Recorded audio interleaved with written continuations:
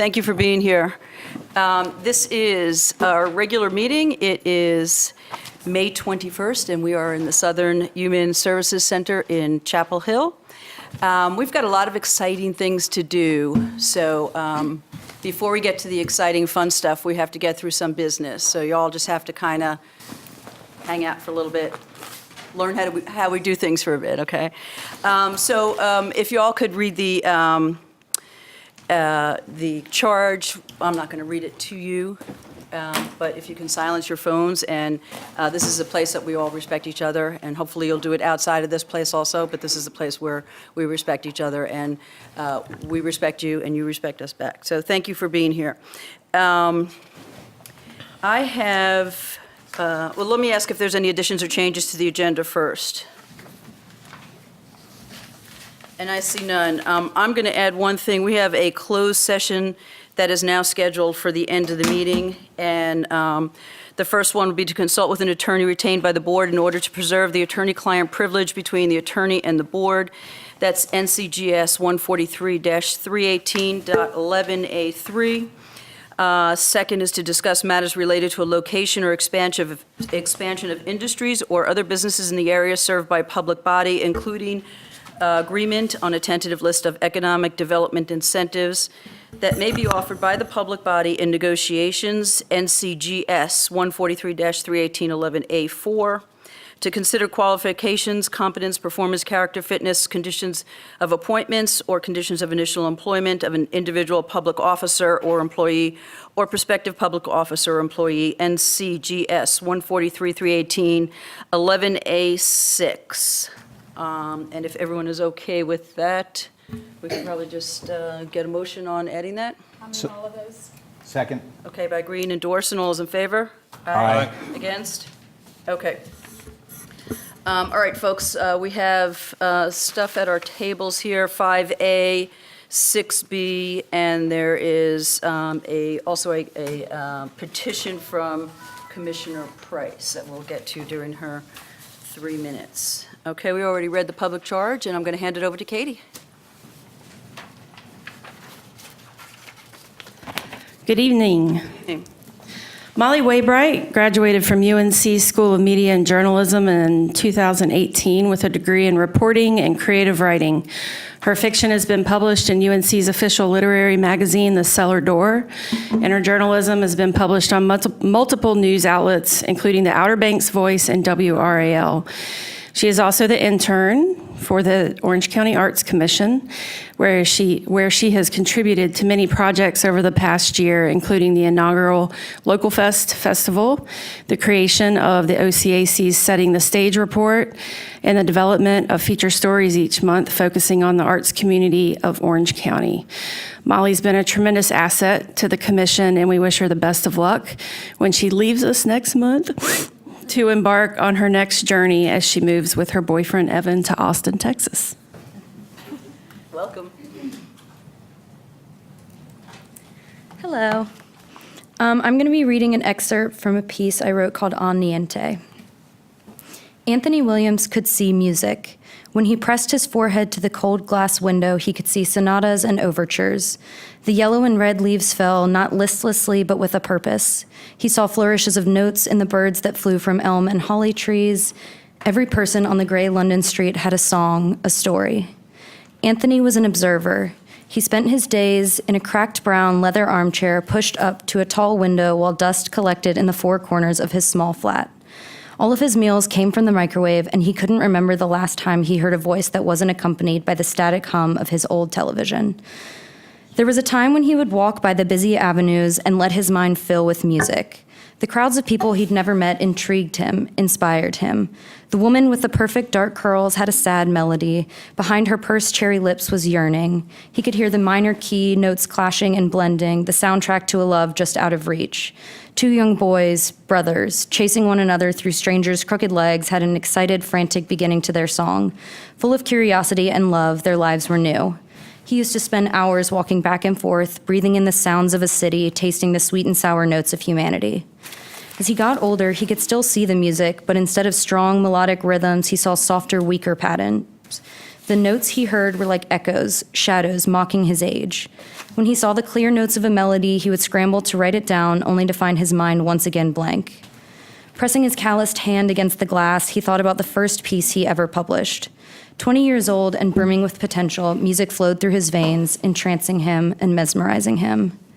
It was about the woman with the birthmark that stretched over half of her face. She worked at Cherrywood Books on the corner of Elm and Market. He would sit at the coffee shop across the street and watch her through the bookshop's window. Her thin fingers would stroke the bindings of the gray and gold books and ruffle the delicate pages like strings on a harp. He became enraptured by the idea of her. He imagined her voice to be clear and high like bells. When she typed on the computer keyboard, every click was the delicate stroke of a piano key. From where he sat, she was flawless. Her creamy skin was accented by her strawberry blonde hair barely brushing her shoulders. Her small mouth moved gracefully when she spoke. Anthony started bringing binoculars to the coffee shop. He would watch the tendons in her neck move and imagine the taut bow of a cello running across them, sending long, dark notes into the air. But her perfection was fleeting. If she turned her head to the left, he could see the red birthmark like spilled wine on white carpet, painfully obvious and impossible to remove.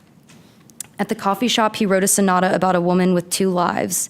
A life of beauty, alive with rousing accelerandos and grandiose harmonies, and a scarred life, full of melancholy echoes of melodies and hair-raising dissonance. The woman with two faces consumed his life, until one day she was gone, and he never saw her again. Anthony Williams watched that woman live her life for 2 years, yet he never knew her name or heard her voice. 60 years later, and he could still picture the sharp line between her youthful skin and the red mark. He wondered if they felt as different as they looked, soft and rough, new and old. He closed his eyes, hoping that if he squeezed them tight enough, he would be able to see the music as clear as he once could. But all he saw was darkness, and the shadowy reflection of the woman with two faces rippled as if he were gazing into flowing water. With trembling fingers, he gripped the warm leather of the chair. His shoulders shook as he stood up, only to find that his knees were weak. Stumbling, he fell forward onto the window. The cold burned his face, and he slid down to his hands and knees, his cheek against the sticky glass. 5 stories below, he could see the thick fog smothering everything. Cars crept along the road, and Anthony imagined the anxious hands of the drivers caressing the curves of the steering wheel, as if it alone had control over the vehicle. He was reminded of his first winter in this flat 15 years ago. Back then, his home was new, with rustic brick walls and unmarred wood floors. The place was a steal, the realtor had said, but it wasn't the large windows or glossy tiles on the kitchen floor that drew Anthony in. It was his neighbor.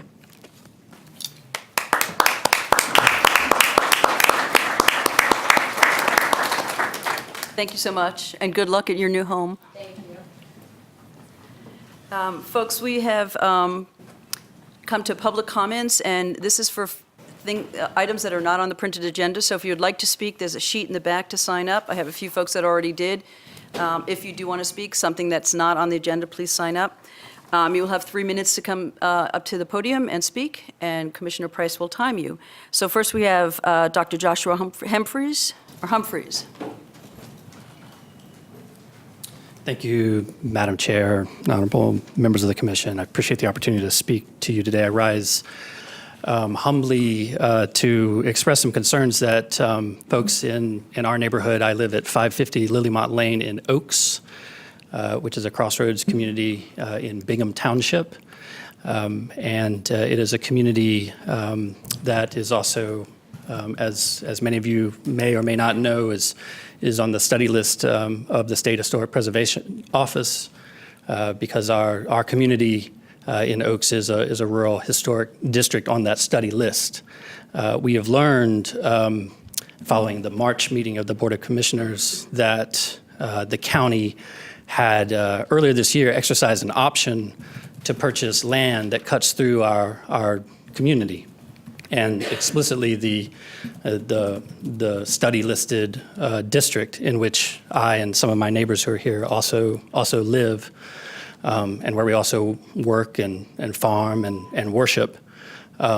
This was concerning to us because this option for the county to actually purchase land within our community is also facilitating a larger real estate deal that's disconcerting to a lot of the folks who live in this rural hamlet that's historically quite significant to the county. As I think many of you know, it's the home of an Orange County landmark, the Bingham School, which is on the National Register of Historic Places, and abuts precisely this property that the county is proposing to take, about 13 acres of a 70-acre tract that, as long as I've lived in the community, has been a private nature preserve and wildlife preserve.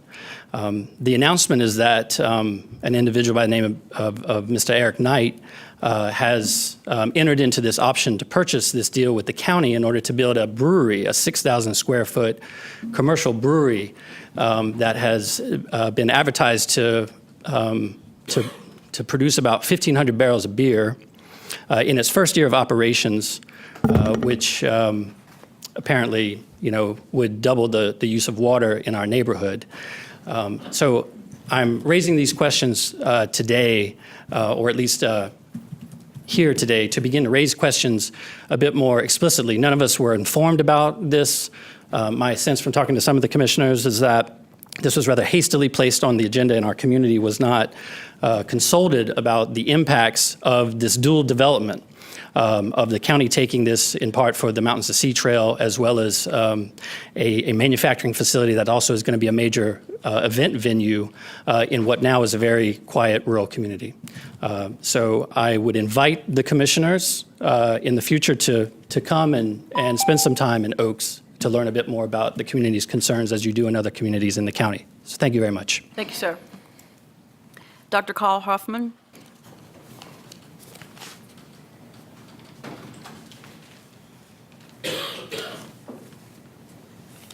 Thank you for the time. I appreciate it. I also live in the Oaks, in the community, in a house that my wife and I purchased 44 years ago, and it was falling down. When we bought that house, the new part of the house was 180 years old, and we rebuilt it. We bought 120 acres and sold it off in 10-acre lots in order to pay for the recovery of that. And we moved out there because it's a beautiful place. If you look at Bingham School, Bethlehem Church, built in 1822, and Josh's house, Dr. Stafford's house, also well over 150 years old, all of those within a quarter of a mile of where the proposed brewery is. We abut up next to a lot of the property is very close to the Cane Creek Reservoir. We really love that area and have worked to preserve it and in its state, and to have it available for people to enjoy, to preserve and protect. The 10 acres, we put covenants on it as we sold it off to have a minimum of 10 acres. No commercial development, because we wanted to protect it and have it in as much as possible in its natural state. What I'm from, first of all, I have German heritage, and so speaking against a brewery is a fairly serious thing for me. But in this case, why in our neighborhood, why not out at Saxapaw, where there already is development, where there already are breweries and entertainment facilities? Why interfere with our enjoyment of our neighborhood, which is only 4 miles away? So, and I find it hard to believe that there's no zoning that covers this at all, that somebody can just go in it. And I also come from New Jersey, so I'm also suspicious of a deal that appears that an option was cut to buy a piece of property before the person owned the property for $130,000. Now, if I'm wrong, that's fine, but I sure would like to know the timeline, the intent, and the order in which this happened, and what was the motivation on both parties' part. So thank you for your time. I appreciate it. Thank you, sir. Next up, we have the Honorable Clerk of Court, Mark Kleinschmidt. You have 3 minutes, sir. Thank you, Madam Chair and Commissioners. This is the first time I've been able to address you as the Orange County Clerk of Court, and I'm proud to be here today to inform you about the great experience I've had working with your staff since I've taken office in December. one of the first objectives I had when I started at the courthouse was to assess the facilities and to work with your staff in ensuring that both the old courthouse and the new Justice Center were adequately meeting the needs of the functions of the courthouse. Just earlier this year, the county made not an insignificant investment in improving the HVAC system, which is, we hope this summer, going to reduce the extraordinary high level of humidity that has been plaguing the Justice Center, which had always made it difficult for the custodian of the records, the clerk of court, to be able to ensure the safety of those records. So thank you for that and the responsiveness of the staff. In addition, I want to thank the manager for including in your capital improvement plan additional improvements to the building that enhances my ability to ensure the safety and the security of those records and the work I do as your probate judge. As you know, in your budget that you're going to be approving later this year, that includes improvements to my juvenile division and access to some of the most sensitive records that I maintain. Improvements to our estates division, where I do my work as your probate judge and where we need to ensure the security and the privacy of people who are there to access those services, and to improve the security to my main lobby counter, so that my staff, one of whom is going to be addressing you on another issue here tonight, can do their work in a safe environment.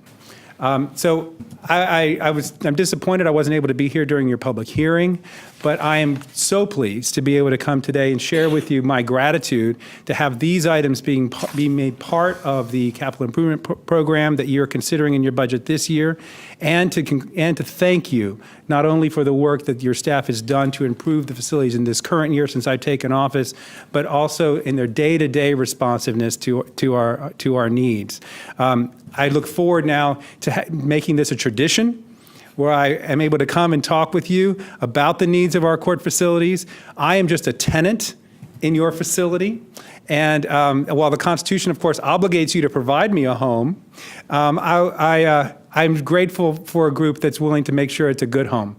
Several of you have already come to visit me. I would like invite each of you to come and take a tour of your building and see the facilities firsthand where we do the great work of this county. Thank you for the time tonight. Thank you, sir. Next up is Dolores Bailey.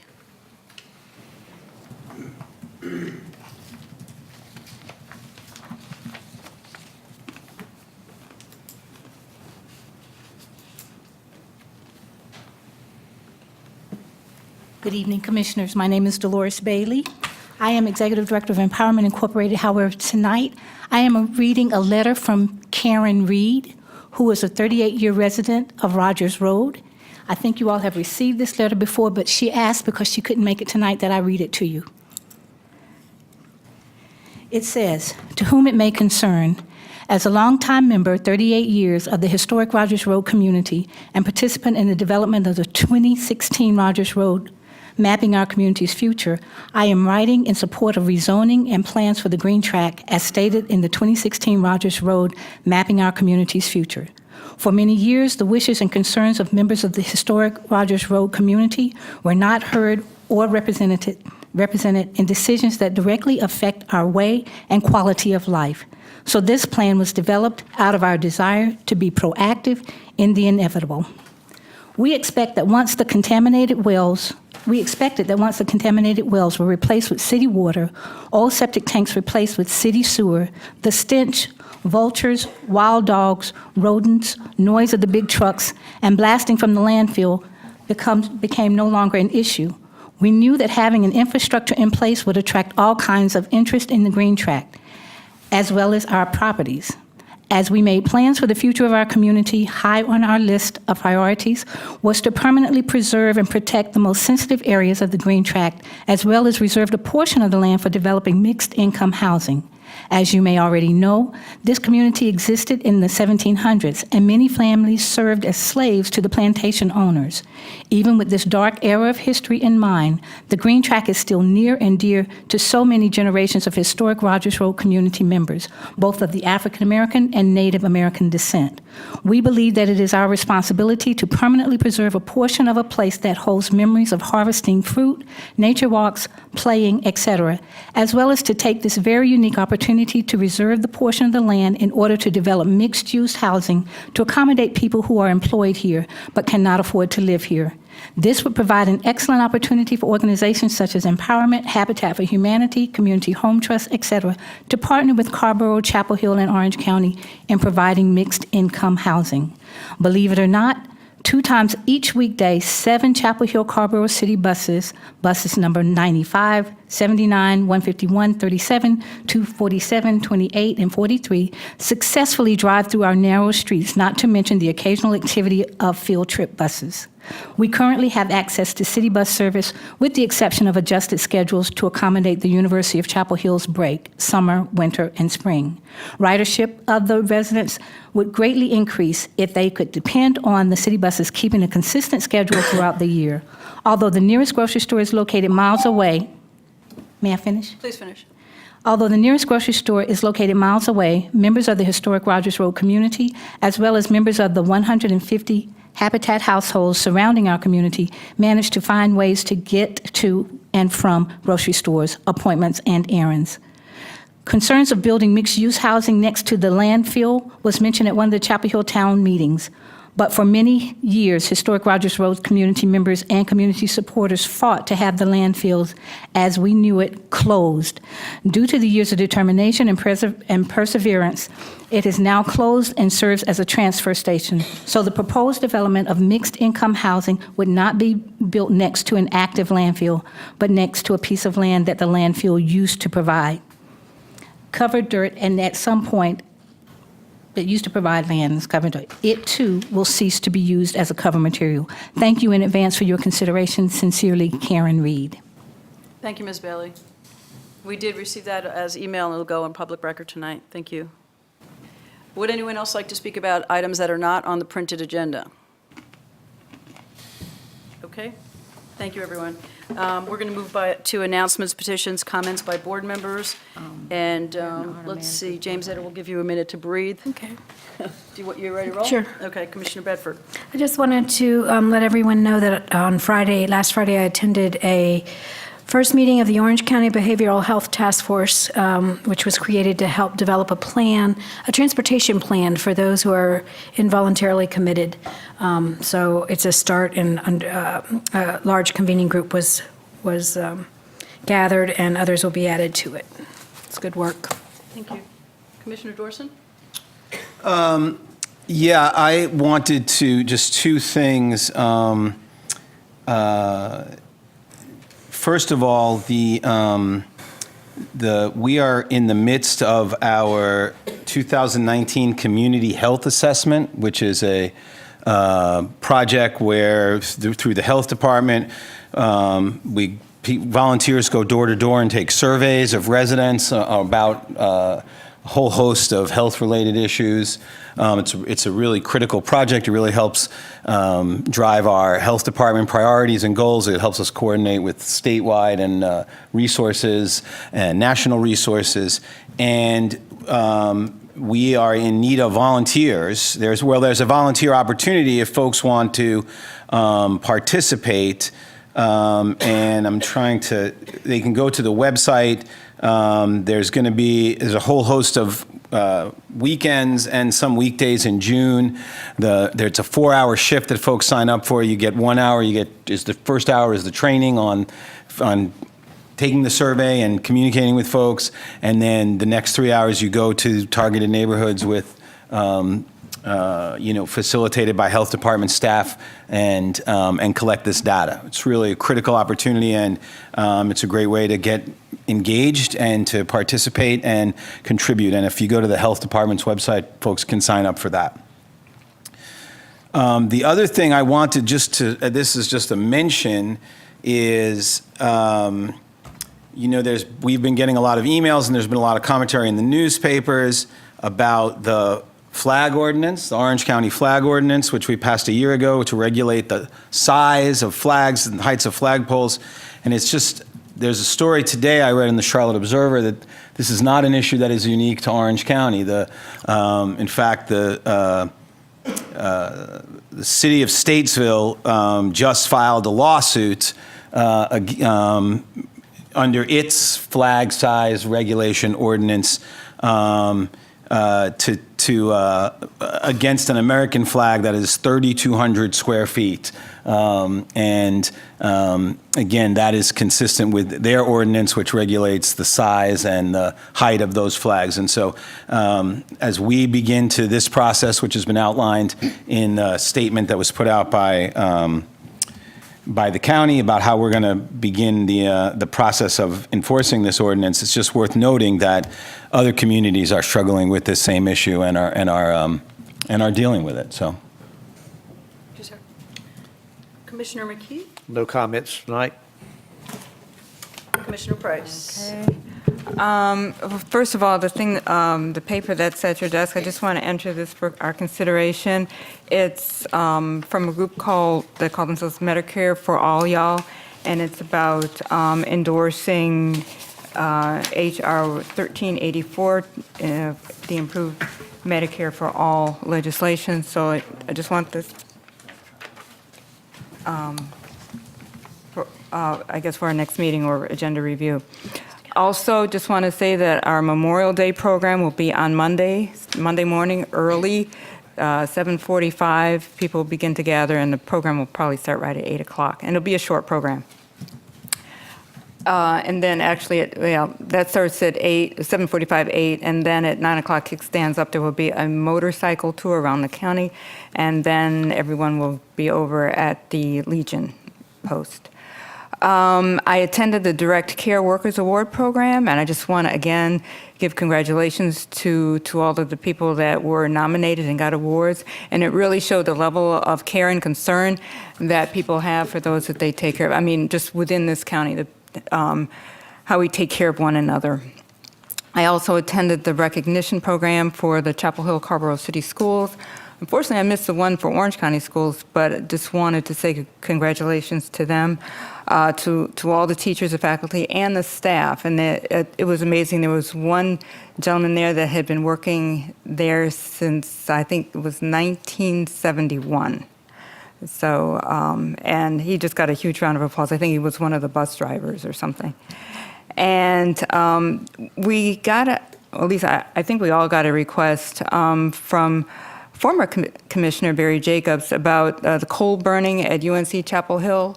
There was, by the former chancellor, a goal to be coal-free by 2020, but according to the article that he sent, they've gone back on that promise.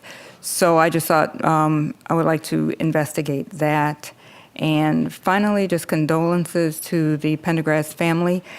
As you all know, Lindy Pendergrass passed away 2 days ago, and I just remember that he was there when I first got on this board and answered many questions for me.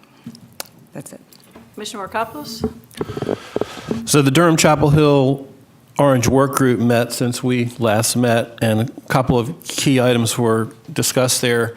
One was a presentation from Go Triangle reminding us that even though the light rail has been discontinued, that the Transit-Oriented Development Guidebook, that was a major piece of work that came out of that process, is still applicable to whatever type of transit we may choose, and is even applicable in urban development of any type. So that was a good reminder.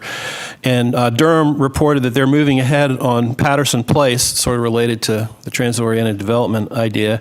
And Patterson Place is right across the I-40 15501 interchange, where there was to be a station on the light rail right across from the Gateway area where we were to have a station. So they're moving ahead on development there, and they're going to implement some form-based zoning.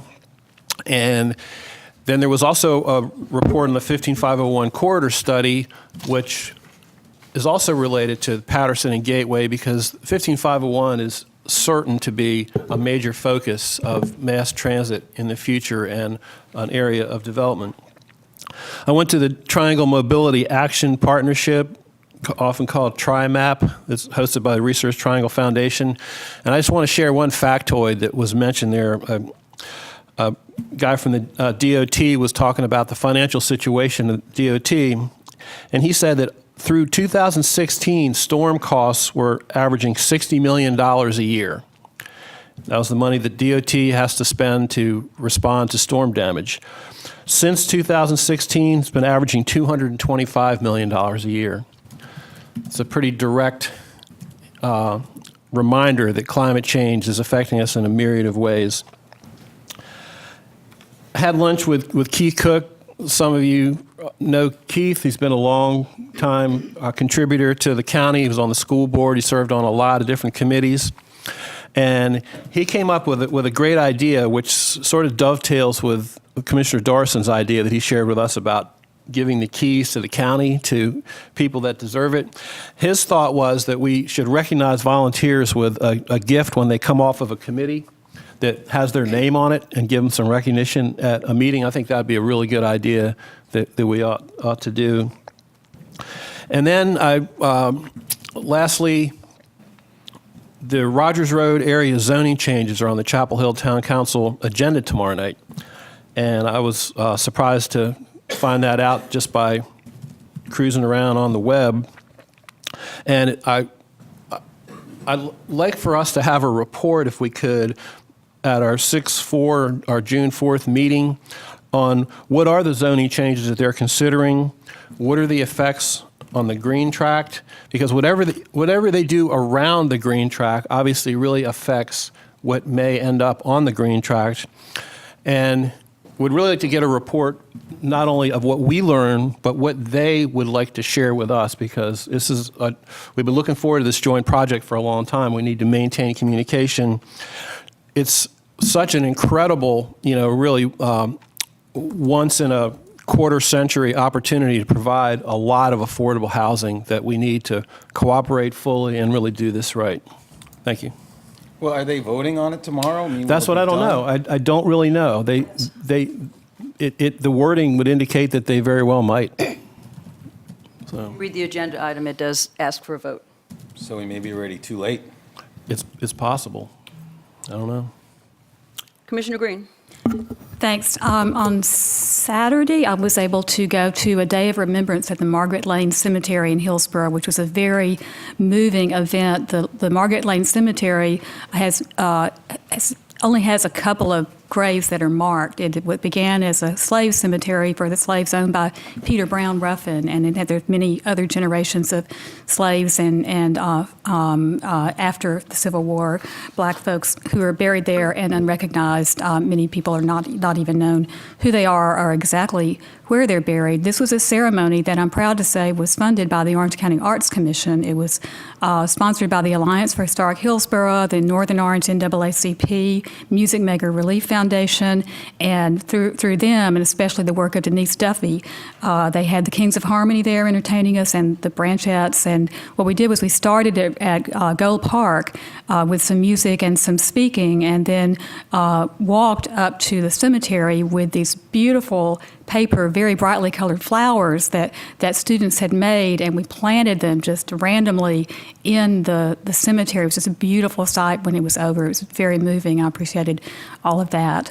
Second thing I just want to announce is that I've been having some office hours around the county in anticipation of our budget discussions coming up, and my next and last one is tomorrow from 4:30 to 6 at the Cedar Grove Community Center. So especially folks up in the northern part of the county, please know I'll be there, and if you can't find me there, you can find me or any of us through our addresses and phone numbers and email addresses on the website. Thank you. Thank you, Commissioner Green. We're actually going to go back to Commissioner McKee because he needed to get some information from Commissioner Markopoulos. They've been working on something together, so Commissioner McKee. Yes, the entire board has been discussing economic development for several years now. There is a consensus, I think, developing around future moves toward economic development. But Commissioner Markopoulos and I have been having some discussions on what we feel like are some loose ends that have been sort of left dangling, even though there is board consensus. Focus on three areas: the Economic Development District, known as the ENO, that while there is consensus, I think that it is kind of undefined as to our future role and the future viability of that and exactly what direction we need to go. So I would petition with Commissioner Markopoulos that staff and this board more definitively outline our process and our progress in that economic development district, while recognizing that the area right at Highway 70 and 85 intersection is already developed and is available and open, and that we should focus on that area and focus a little less on the residential districts that are lying to the south of it. The second area would be to have staff bring forward the status of a rezoning and what it would take to rezone to prevent residential development from occurring on prime commercial development parcels in the Buckhorn EDD. That's up on the western edge of the county. There was an understanding that this was being done. It's not been brought forward to the board, and I think that it is time to get an update before we break for the summer so that this board and the community would have proper notification and time to outline what we need to do there. And then the third thing is the potential, and this might cause a little heartburn from some folks, and I hope not so much, but potential for development on the southern edge of the Buckhorn EDD along Highway 10. And the reason that might draw some interest is that Highway 10 in that location is the boundary of the rural buffer agreed to by Orange County, Chapel Hill, Carrboro, Hillsborough, and Owasso in the Water and Sewer Management Planning and Boundary Agreement. And thus, any changes that occur to move any type of commercial development south of that road would require all parties to agree. But I believe and I think that this board has discussed that that we need to have further discussions on moving the EDD rural buffer boundary line a modest distance to the south to make some very attractive properties that have had interest expressed quite strongly by some major development interest on that side of the road. So I'll give this to the chair and the clerk, and if agenda review, if we can move that forward. Thank you, sir. Thank you, Commissioner Markopoulos, for getting this together. Thank you as well. The dynamic duo. Okay. I have just a few things. I'm going to keep it short. Just to follow up Commissioner Markopoulos, when we have something happen in Orange County and it's in Chapel Hill's jurisdiction, we always ask for a courtesy review. And so, I don't know, Commissioner Dorson, you were following the Rogers Road conversations while you were chair. We never got that courtesy review as a board, I don't believe. Not to my knowledge. So, Ms. Manager, is it possible to speak with their manager before tomorrow to see if we can I will. I'll talk with him. maybe hold off on that vote and get a courtesy review on that? Thank you. I attended on May 17th, last Friday, Peace Officers Day, and this was established when President Kennedy was the president. And this is for all our servicemen, our police officers, our deputies, EMS and fire. And the sheriff's deputies were there in force, and I just want to thank them for coming out. The oldest serviceman that fell was a deputy in 1904. And so we celebrated his life, even today. Two other things. I've asked Greg Wilder to work with me on proclamations for both Lee Pavao. As you know, Lee Pavao passed away last week, longtime volunteer for Orange County, and especially with the aging department, and also for Sheriff Pendergrass. And Sheriff Pendergrass's funeral will be on Thursday at noon, and that's at the Bible Church over on, where is that? Sage Road, yeah, Sage Road, yeah. So that's at noon, if anyone is wanting to attend that. Okay, we're good to move on, everyone? All right, now the fun part comes. Okay, so first we're going to do a proclamation recognizing Professor William Bill Ferris. The board will consider voting to approve a proclamation recognizing Professor Bill Ferris for his contributions to the local and worldwide arts and history community and authorize the chair to sign this. Mr. Ferris, would you mind coming up, and can you bring your special guest with you? Yes, please. And I'm going to read this, and then we will let you speak a little bit and tell us how exciting it is. And we're actually all excited to see a Grammy. I don't think any of us have ever seen one live before. And all those kids over there, heads are like turning like, so you might want to, there you go. Whereas William Bill R. Ferris is the Joel R. Williamson eminent professor of history emeritus, that's going to kill me, at the University of North Carolina at Chapel Hill. And whereas Professor Ferris is a former chair of the National Endowment for the Humanities 1997 to 2001 and has written or edited 10 books and created 15 documentary films. And whereas his work has included co-editing the Encyclopedia of Southern Culture in 1989, which was nominated for a Pulitzer Prize. And whereas Professor Ferris's books include Give My Poor Heart Ease, Voices of the Mississippi Blues, 2009, which was translated into French as Le Vue du Mississippi. Did I say that right? Mm-hmm. Okay, 2013.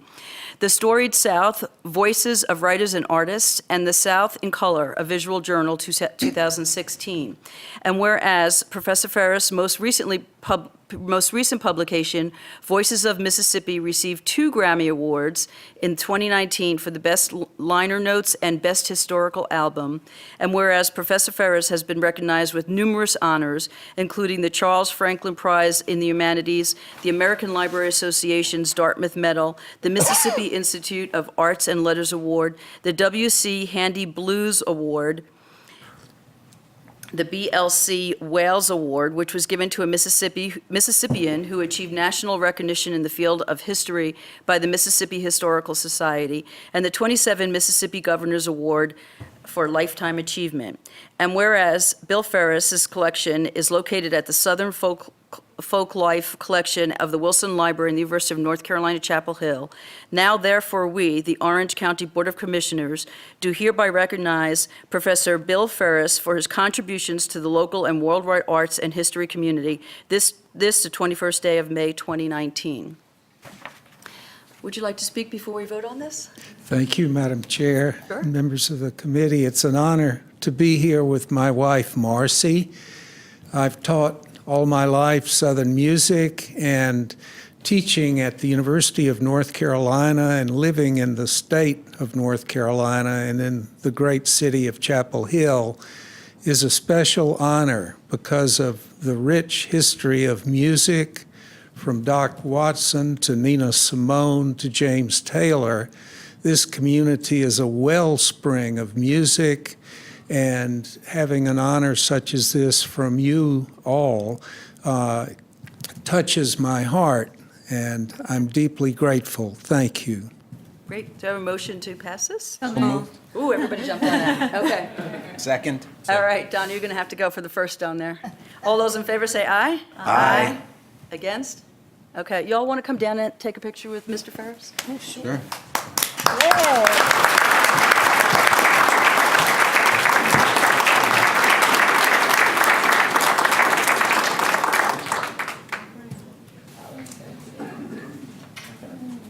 Push ahead of the laser. Everybody gets down. Very nice. All right.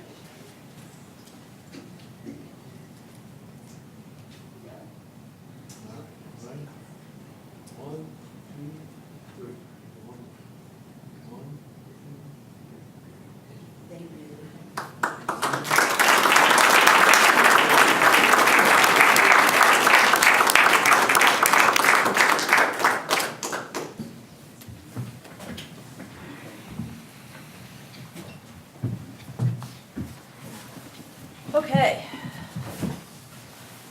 Commissioner Price, do you want to go ahead and move on to 4B, please? So this is a proclamation recognizing Nathaniel Davis Sr. Would you like to come up? And I've known Mr. Davis for quite some time. It's hard to believe that he actually retired. Whereas Nathaniel Nate Davis Sr. has been a civil rights pioneer, record-setting athlete, and respected leader throughout the Orange County community. And whereas Nate Davis was born and raised in Chapel Hill, North Carolina, and was one of the first African-American students to integrate Chapel Hill Carrboro City Schools in 1962. And whereas after graduating, Nate Davis began working at the Hargraves Community Center and eventually earned the position of supervisor. And whereas Nate Davis served on the Orange County Human Relations Commission as member and chair, and during his tenure participated in the drafting of the Orange County Civil Rights Ordinance. And whereas Nate Davis served on the steering committee of the Orange County Misdemeanor Diversion Program for 16 and 17-year-old youth. And whereas on December 31st, 2018, Nate Davis retired from employment with the Chapel Hill Department of Parks and Recreation, having devoted 45 years to the children, teenagers, and adults at the Hargraves Community Center. And whereas the town of Chapel Hill bestowed Nate Davis with the 2011 W. Calvin Horton Service Award during the 9th Annual Salute to Community Heroes Gala presented by the Chapel Hill Carrboro Chamber of Commerce. Now, therefore, we, the Orange County Board of Commissioners, do hereby recognize Nathaniel Davis Sr. for his unwavering service to the people of Orange County and express heartfelt appreciation and gratitude for his numerous and invaluable contributions to the improvement and well-being of the Orange County community. And the board wishes Nate Davis a most enjoyable journey in his life with Peggy, his wife, and his family. This is the 21st day of May, 2019. Mr. Davis, would you like to say a few words? Basically, just want to say thank you to my family. My wife is here, and I have some family members back there. I want to say thank you to them. I want to say thank you to the citizens of Orange County, Chapel Hill, and Carrboro community for giving me the opportunity to work, especially with the young people in their family and also with other age. And I just want to thank the county commission for recognizing me. Thank you. Commissioner Post, would you like to?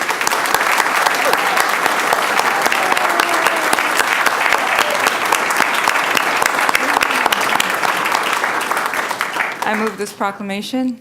Need a second? Second. Second by Dorson. All those in favor, say aye. Aye. Against? Okay, can we get the family to come Yeah. up and take a picture? Come on. Come on. You were warned. I warned you. All Come on. right. Just a small portion of my family. That's all right. Yeah, that's good. This will work. All right.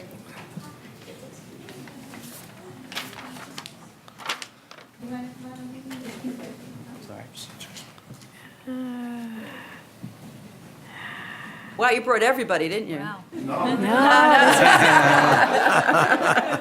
Gosh.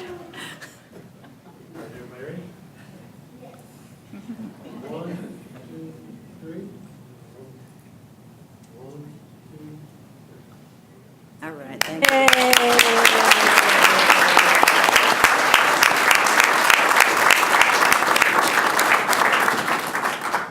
Okay. Now we are going to move on to C. The board will consider voting to approve a proclamation recognizing the Chapel Hill High School women's fencing team for winning the 2019 state championship. And if we can have the team come up to the podium with the coach, that would be great. Todd, you want to just give us an intro, and I think Commissioner McKee is going to read that resolution. Good evening. We have two teams we're going to recognize tonight. The first is Chapel Hill High School's women's fencing team and Coach Doug Guild, and I'll let him come up here and introduce his team members for you. Great.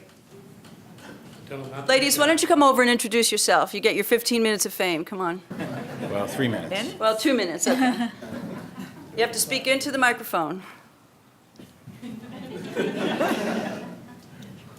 Hi, I'm Erin Timmons. I'm the captain of the Chapel Hill High women's fencing team, and I am beyond proud to be able to represent my team and my school here tonight. Thank you. Thank you. Hi, I'm Kate Barrett. I'm a sophomore at Chapel Hill High School, and I'm also very happy to be here and excited to be with all these ladies today. Hi, my name's Jasmine G. I'm a junior at Chapel Hill High School, and I'm very honored to be here. Hi, I'm Alessandra Gutierrez-Arnold. I'm a junior at Chapel Hill High, and I'm really proud to be here today. Commissioner King. I particularly like doing these recognitions on these athletes for the local schools. They bring honor to themselves, their school, and the county. So, Orange County Board of Commissioners, proclamation of recognition on Chapel Hill High School women's fencing team winning the 2019 state championships. Whereas the Chapel Hill High School women's fencing team captured the North Carolina Fencing League state fencing championship, and whereas under the guidance of Coach Doug Gild, the Chapel Hill High School women's foil team has won numerous state titles, and whereas through their hard work, dedication, teamwork, and commitment, the team and Coach Gill brought honor upon themselves, Chapel Hill High School, the Chapel Hill Carver City Schools District, and Orange County. Now, therefore, be it proclaimed that the Orange County Board of Commissioners express its sincere appreciation and respect to the Chapel Hill High School fencing team for their outstanding achievement and their inspiration to youth across North Carolina through dedication, teamwork, and athletic prowess. This is the 21st day of May 2019. Penny Rich, Chair, Orange County Board of Commissioners.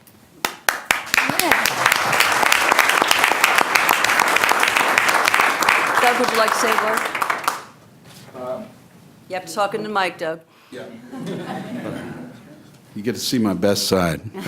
I just wanted to say that it's an honor to coach this team. And they fenced really hard. They really did.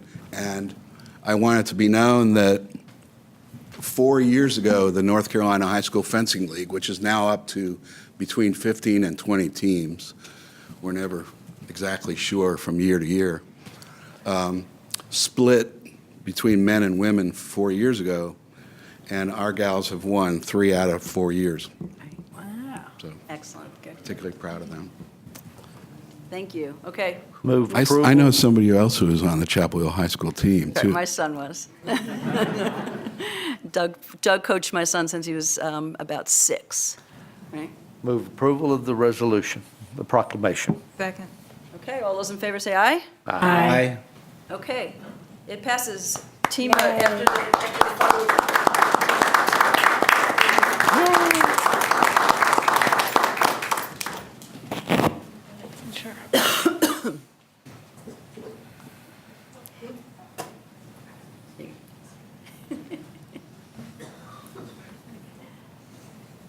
Wait, just get come.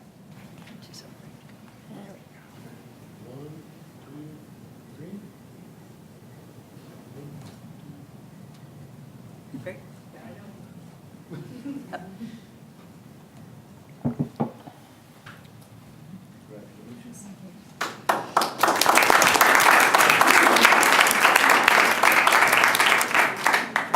Great. Congratulations.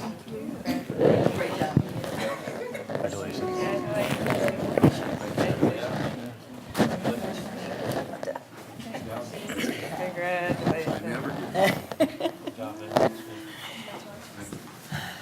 Okay, the fun is going to continue. We are going to go to proclamation recognizing the Carborough Clams, Ultimate Frisbee team for winning the 2019 North Carolina High School Boys Division I state champions.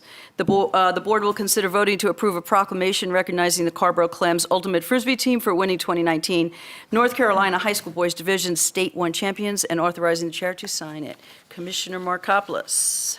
So I'm going to read the proclamation, but you got to tell me why the clams when we're done here. And I do want you all to come to the podium while he's reading that, and you're all going to introduce yourself after he reads the proclamation. So come on up and he'll start reading. Proclamation of recognition on Carborough Clams winning the 2019 Ultimate Frisbee State Championship. Whereas the Carborough Clams won the 2019 North Carolina Ultimate Frisbee High School Boys Division I State Championship, beating a field of 12 teams. And whereas under the guidance of coaches Schooler, Kostra, Mark Rovner, and Chatton Drees, the team He's trying. the team won all 4 of its matches in the state tournament. And whereas through hard work, dedication, teamwork, and commitment of the team and coaches, the Clams brought honor upon themselves in Orange County. Now therefore be it proclaimed that the Orange County Board of Commissioners expresses its sincere appreciation and respect to the Carrboro Clams for their outstanding achievement and their inspiration to youth across North Carolina through their dedicated teamwork and athletic prowess. Okay, can you come on up and introduce yourself, please? All right. First off, for the Clams, I don't think anybody that's on this team anymore really knows why it's the Clams. You catch it like that. Yeah. Well, I think the legend is that it's an old mascot for Carrboro before we became the Jaguars. It was in consideration to be the Clams. I don't know if any of that's at all true, but that's what it's going off of. We'll go with that. But it's just been an amazing year. I'm a senior, so this is my 4th year, and it's just been great to be with this team for all 4 years and finally win a state championship. I'm Seiji. I'm a junior. I'm also a captain. I've been with the team for 3 years, and yeah, it's been really fun playing this year and winning a state championship. My name's Andrew. I'm a senior too, and I'm just so proud of my team and thankful to have some great coaches. I'm Akshay. I'm a junior, and I'd like to thank the county commissioners for recognizing us. It's a really big achievement for us. I'm Sam Jarrett. I'm also a senior, and yeah, it's an honor to win a state championship in my senior year.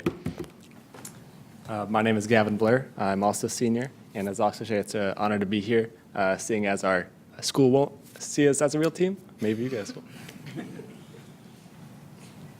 I'm Skylar. I am their head coach, and it was really an inspiration to see these guys grow over the past couple of years and see them achieve what they were able to achieve this year, as in terms of success, but also in terms of being a team and coming together throughout the entire year and over the past couple of years. So, Fantastic. Yeah. So we need a motion to pass that proclamation. I move that we pass the proclamation. And second?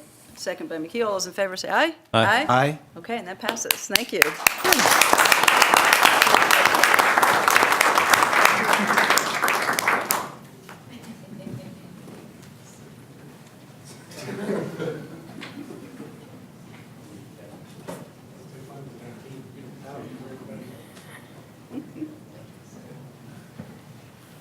Moms, you can come up a little closer. It's okay.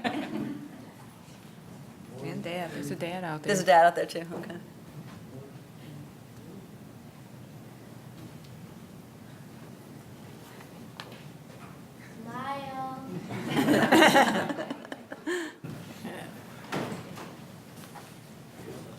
Okay, y'all, we want to come this way? Get the right height. Congratulations. I thought the clams were the one that catch it. Congratulations. And that's my son told me that anyway. Cool. Y'all play at college. Congratulations.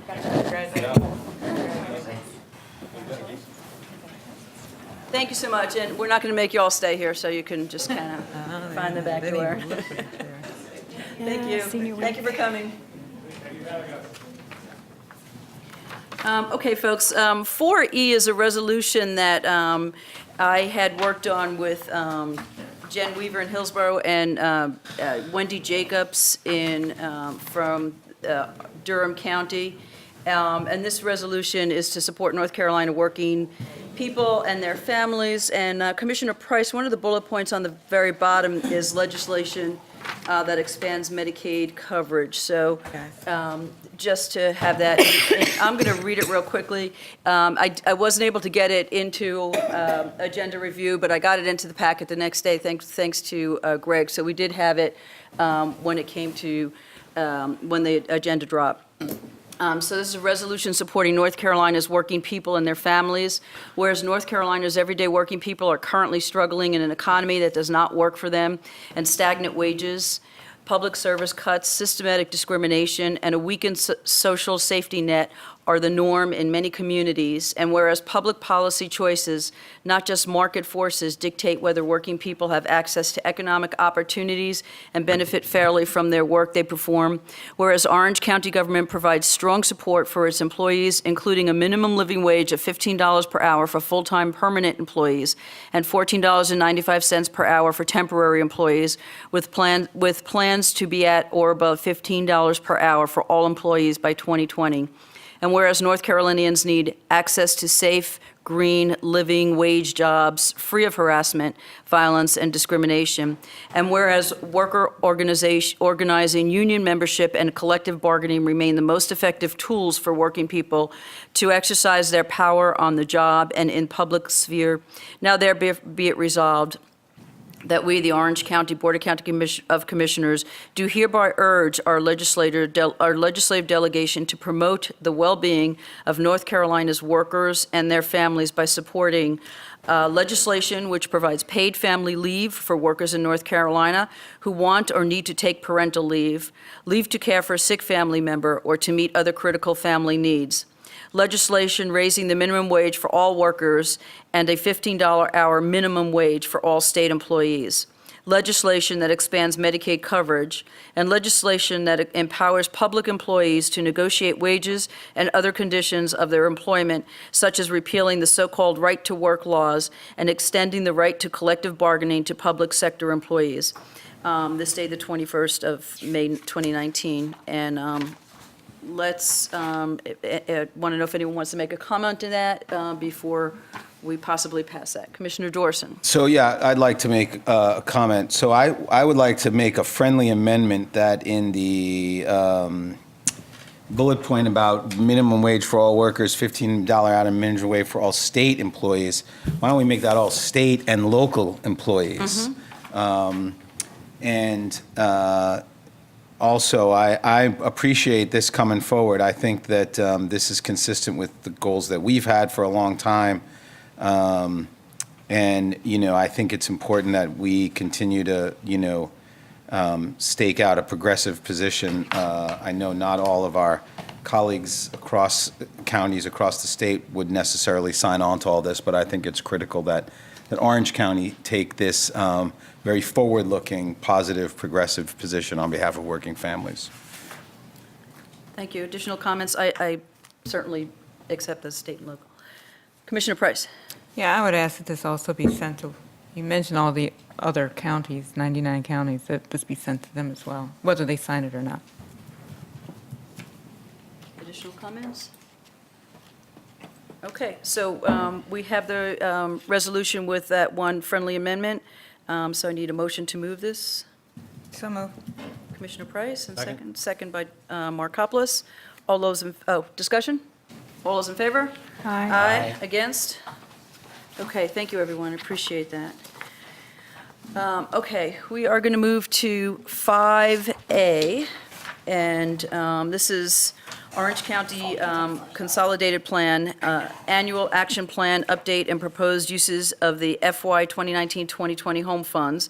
The board will receive input from the public regarding the proposed Annual Action Plan and update of the FY 2015-2019 Consolidated Plan for Housing and Community Development Programs in Orange County, as well as the proposed use of the FY 2019-2020 Home Funds. Board action, we will not be voting on this tonight. The action is for June 18th. So tonight is for comment and a public hearing. Is anyone going to present this? Cheryl, perhaps? There we go. Thank you, Cheryl. Good evening, Madam Chair and board members. Thank you so much. We're pleased, as always, to come before you. You have, and you see the abstract. We have a number of pieces of information there. This is a part of the ongoing process that the jurisdictions have annually for the home program. Every year, we are required to have 2 public hearings. We held one on December 3rd. And that was the needs assessment. We gathered comment at that time. We took applications. The ending date was February 5th, and the collaborative have met, and they have also approved the projects before you. I did want to say we had a reduction in funds this year, $350,320 as opposed to the $401. Before we go into the public hearing and I share additional information, if there is anyone in the audience that needs translation, we are very appreciative that Chiclay, a representative, Mr. Hunt, can provide simultaneous translation, and he is in the back and stands ready to do so. You see in your abstract, again, $350,000. We anticipate receiving $13,306 in program income. The home match is $78,818, and that's a total of all 4 jurisdictions. And you have that breakout in attachment 4. I also would like to note that attachment 4, you have a revised sheet on your desk. We wanted to provide some information on the range of projects that were funded from 2015 and through this period. We've added 2 additional. You all were very generous last year during this process. We awarded Community Home Trust additional funds for home ownership assistance, and that project has been completed and added to this, even though those were 2013 home funds. On the back, under 2016 money, you all awarded CASA $46,529, and that was the balance of unobligated CHODO funds. That activity is imminent. It took longer to do that environmental assessment. We received it, and so those activities should be starting within the next week or so. So those were the 2 additions to your sheet that looks like this that is on your dais. You also have the projects that are that have been recommended, and that is on page 2 of the abstract. And in keeping with the priority needs within the 2015-2019 consolidated plan, that was done by the county previously, you see that we have rental acquisition, empowerment, utilizing $85,000, and that is a mixture that includes not only this year's CHODO funds, but last year's CHODO funds. So the collaborative attempted to keep everybody whole. The team, the collaborative staff, and I found several options that we presented to the elected officials that were on that board for their review and approval of a recommendation to come before this body and to take comment on that. Habitat for Humanity will do home ownership again, and that is 6 units. In their application, downsized just a little bit from 8. Orange County received funding again for its TBRA, which will be used to leverage local government, local voucher funds, as well as a rapid rehousing program, and then the administrative costs. So with that reduction, we are using the program income, as we always do, and the required match from each of the jurisdictions. We wanted to provide a revised schedule, and we revised it, and we are a little late, but what we wanted to do was to not have to have 3 public hearings so as to confuse our constituents. Normally, the time frame is a December needs assessment and an April public hearing for proposed uses, and you all approve in May. HUD did not make or send letters out. The county still has not received its letter from HUD. We have called our field office. We have asked. I was just at a conference in Raleigh today and saw a HUD rep and informed them again. So the time frame has shifted, as it is noted in attachment 3. So we, in addition, also wanted to provide some additional background information that was in attachment 4 that lays out how we calculate these funds and the formulas for doing so every year. So I will stop now. We have several community partners here and beneficiaries that have signed up, I believe, to speak, and I'll stop and see if any of the members of the commission have questions or anything. Thank you, Cheryl. Questions for Cheryl before we open the public hearing?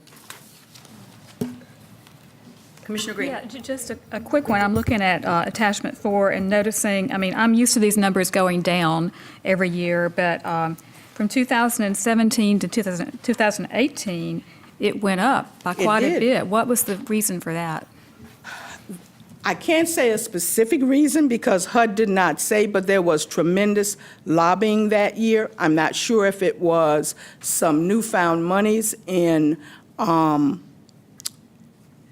from HUD, given that, but it did increase, and the table and the chart will show how it has been, the graph, how it has been up and down, but I don't know a specific reason. I know HUD has been very tenacious about recapturing funds, so it could have been some of that.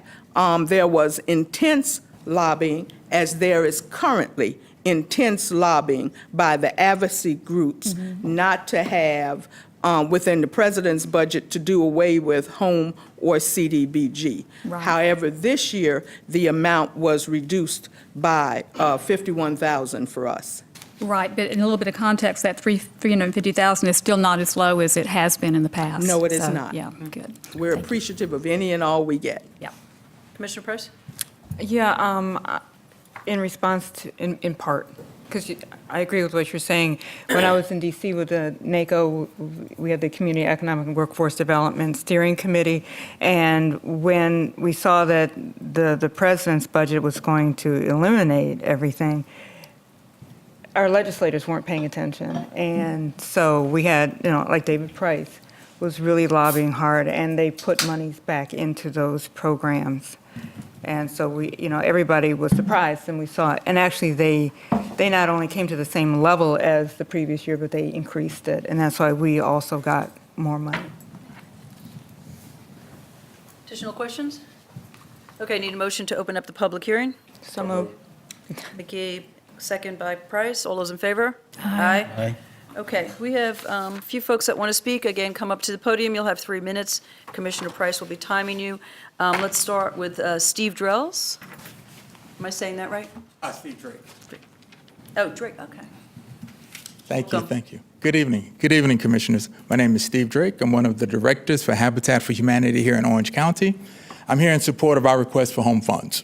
Habitat builds several homes per year in Orange County. We then sell those homes to eligible families at an affordable price for an affordable mortgage. One of the primary reasons we can sell these homes at an affordable price is because of the Orange County Home Funds. These home funds are a direct benefit to the homeowner. Habitat uses the home funds as second mortgage assistance, which reduces the overall price of the homes, making it more affordable for our families.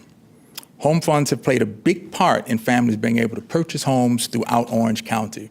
Currently, we have homes in Chapel Hill, Carrboro, Mebane, Eflin, and Hillsborough. Also this year, Habitat celebrates its 35th anniversary, and we're looking forward to building our 300th home. We welcome the opportunity to continue to build affordable housing in Orange County, and we're grateful for our connection with the Orange County government. And we look forward to our continued relationship. We have a few homeowners, Habitat home buyers, in the audience who would love to share their stories with you.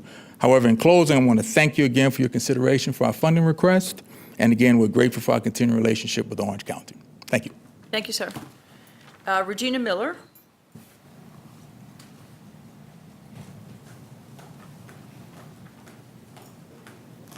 Good evening, Commissioners. Thank you so much for seeing me this evening. My name's Regina Miller. As you know, I'm a home buyer with Habitat for Humanity. I became a homeowner just 5 months ago. I am also a divorced mother of two.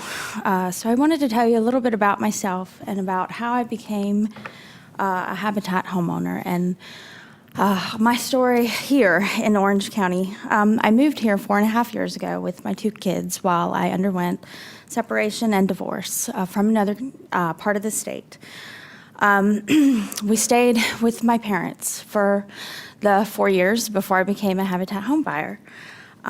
Try as I might, I looked, I applied for a home loan through my bank.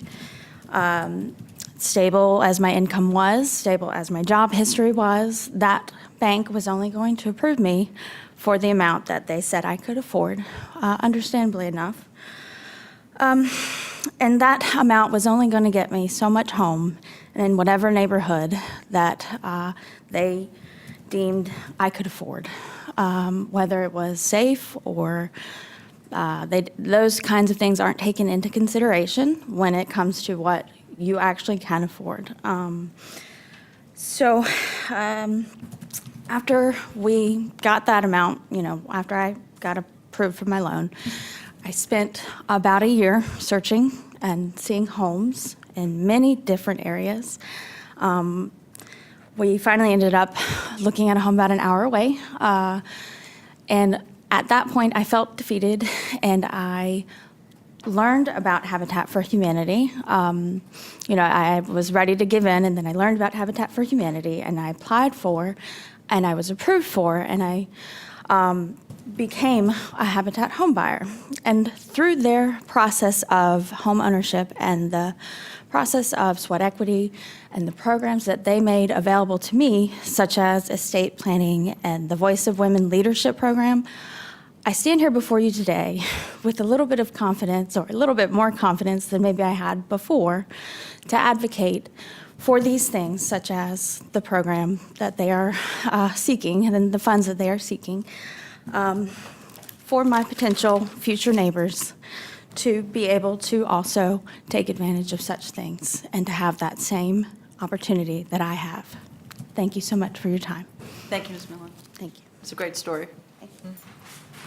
Anne Marie Pellet.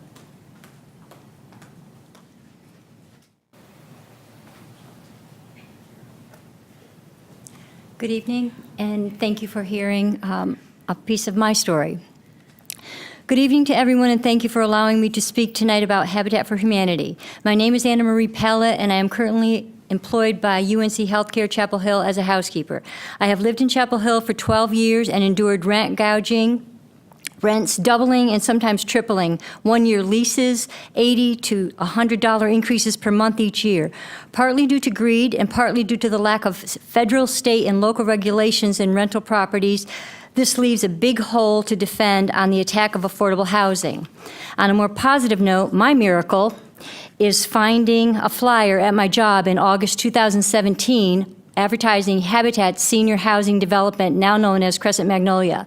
My application was submitted, processed, and approved during the last few months of 2017 while the property was still woods. I point this out to show you the faith we had in Habitat for Humanity even when the project was only on paper. Now my current closing date is September of this year. So today I stand before you on behalf of 23 of my future neighbors at Crescent Magnolia, Habitat for Humanity, and the community at large. Habitat for Humanity has stepped up their already excellent game to include and provide senior housing in Orange County. This project makes a statement that our elderly citizens matter and that it is possible to age in place when affordable housing is part of that equation. I feel funding is important for Habitat for Humanity and projects like Crescent Magnolia because they will continue to gain notoriety on local, state, and national levels for years to come and pay dividends long into our future. I feel blessed to be part of the Habitat community and Crescent Magnolia, to be purchasing my own place, my sanctuary, not to be a burden to my daughter and to my family.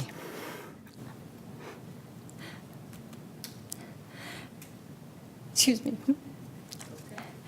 Habitat for Humanity staff has sent us to homebuyer education classes, Sheriff Citizens Academy, Town of Hillsborough classes, fire safety classes, to name a few. Habitat has continued to have social gatherings for Crescent Magnolia residents to allow us time to get to know each other and to learn more about ourselves and our neighbors. They involve us in fundraising events, include us in articles, in ongoing newsletters. They keep us involved with volunteers and organizations who come to help build Crescent Magnolia, and those folks that also donate time, money, and supplies for that project. They show thousands upon thousands of community members how to step up and be part of something, to care, to pay forward, to build affordable communities. May I continue? Sure. I thank you on behalf of Habitat for Humanity and our community for your time and consideration to help fund Crescent Magnolia and Habitat for Humanity. Blessings be upon all of you. Thank you. Thank you for sharing your story. John Lyon?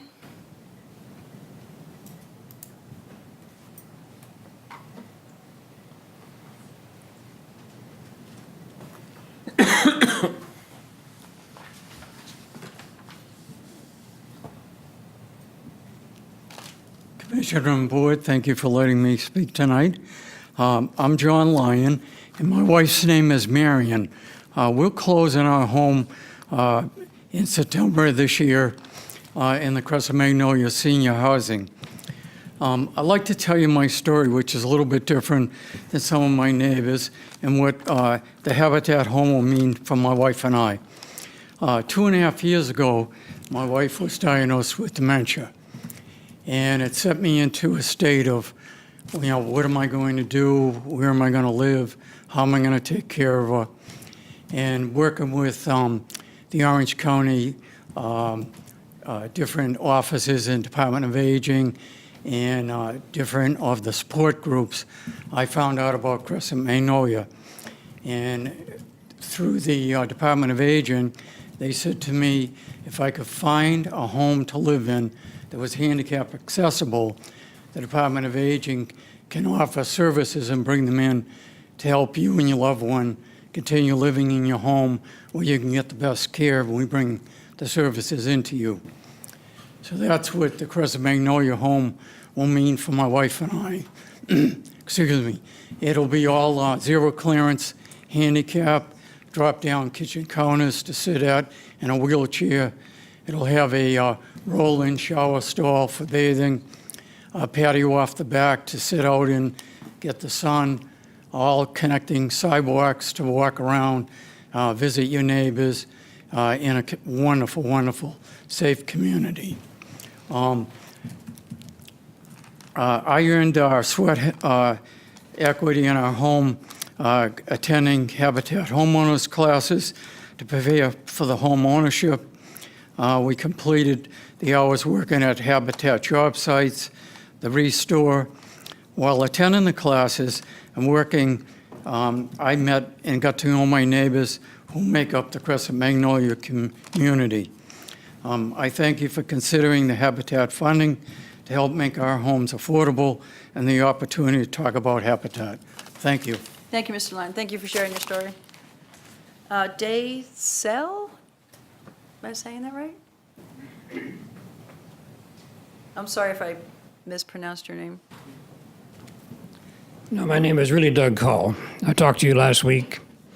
Doug Call, okay. Yes, All right, I'll go with that. I didn't write that.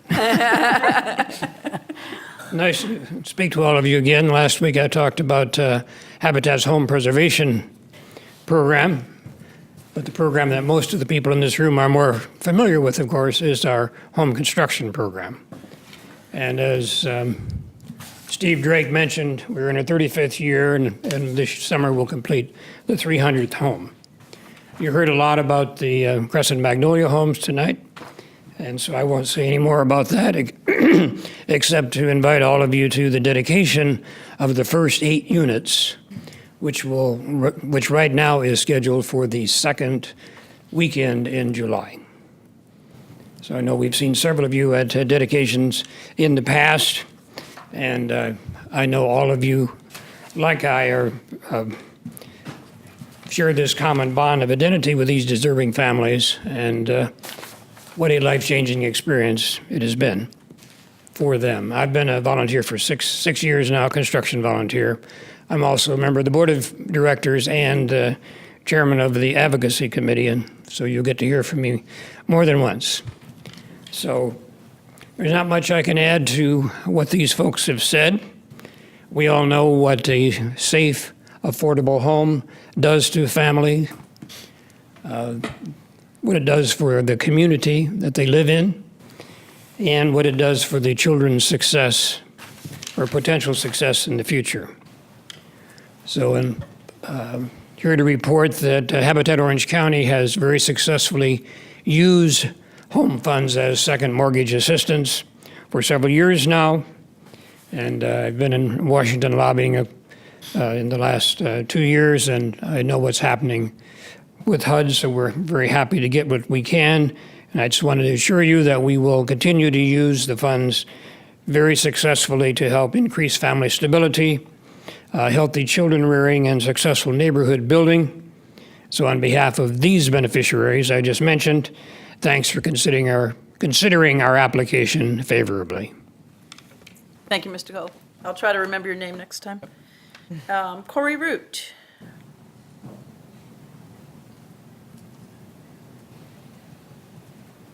Welcome. Good evening, Commissioners. My name is Corey Root. I'm the coordinator of the Orange County Partnership to End Homelessness. And as I'm hoping you remember, the partnership is funded jointly by Orange County. Thank you very much for your support, and the towns of Chapel Hill, Carborough, and Hillsborough, and serves as the Continuum of Care, which is a HUD designation that allows us to apply for about $725,000 in federal funding. But then we're also coordinating among the service providers. I wanted to come tonight to thank you for providing rapid rehousing as part of the home funds for last year, and then to give you an update. One of the things that we do is have a gaps analysis for our homeless service system, and we update that every year. And rapid rehousing is a gap that is not just remained, but is in fact increased from this time last year.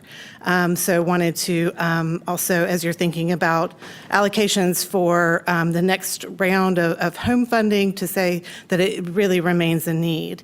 And rapid rehousing, as you might remember, is short-term financial assistance, which is what home funds are eligible to pay for, plus services, case management, and housing identification. That's meant to be very flexible, and it's a nationally recognized best practice program. At this point, rapid rehousing is our #1 gap, and we've redone our budget to look at a fully funded program at this point, and that is $1,074,150 to serve 90 households. We currently have 99 households on a list that people give their consent to go on.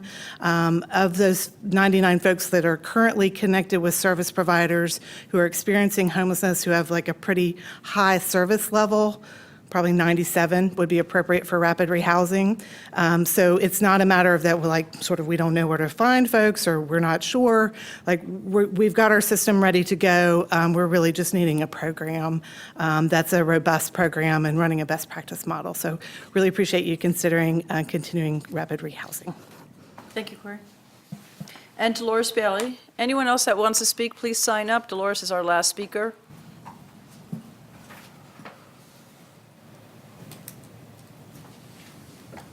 Good evening again, Commissioners. Madam Chair, Commissioners, and Madam Manager, thank you for allowing me to speak tonight. My name is Dolores Bailey, and I'm the Executive Director of Empowerment Incorporated. Tonight, I would like to thank you on behalf of the board and staff, and our property manager, Valencia Thompson, is here with me tonight. I'd like to thank you for suggesting funding for acquisitions that will add to Empowerment's affordable rental program. As you know, Empowerment has been contributing to affordable housing for more than 20 years, first as affordable homeowners providers, and then as affordable rental providers.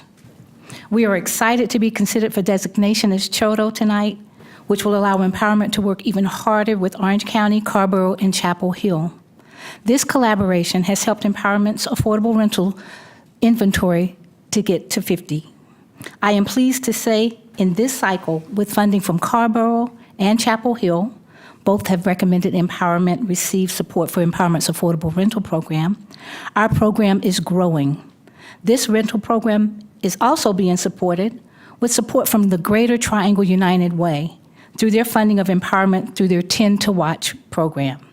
We continue to layer funding sources to create more affordable rental for the most vulnerable populations in Orange County. As we continue to grow with all three government agencies, I am proud to say we anticipate our affordable rental inventory will rise to 57 by the end of the next fiscal cycle, at least, probably more. We've come a long way, and again, I want to thank you for your support. Thank you, Ms. Bailey. That is our last speaker, unless someone else would like to speak. Okay, commissioners, any additional questions or comments? Commissioner Price? Just on your priorities, under the community development priority, it's a low priority. And I would just hope that, or ask that you put high in your low priority, the clearance and revitalization. Because if we do have blighted conditions or slum conditions anywhere, or even just the need for infrastructure, that's going to help. I mean, if we don't have that, that will defeat the purpose, I think, of getting people into homes because they won't want to be there. So if we could put that, I know getting people in a house is first. If we could put that high in your low priority, I think it's important for community development. And Corey Root just left, but one of the things that I would ask in the homeless category is that whenever possible and plausible, to keep families together.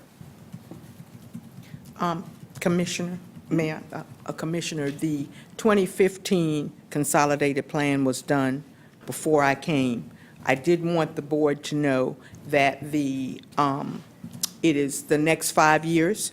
So the Housing Department will be working with the collaborative, and we will be letting a bid on RFP to start that process again for 2020. So the department hopes to start that in the fall and have an RFP ready to go in August, so that we can look at all of the information that came out of the Coalition Summit, that came from the Master Aging Report. There are a number of new data sources. There are a number of new nuances and changes that have occurred in the community that, like you say, we feel should be included. So the department will be looking to do that. Thank you. Thank you. Commissioner Dorson? Yeah, so I just want to make a couple of comments as the board's representative on the home committee. I want to give props to Cheryl and her department for putting this together. It was a challenging process, as it always is, trying to allocate the limited resources.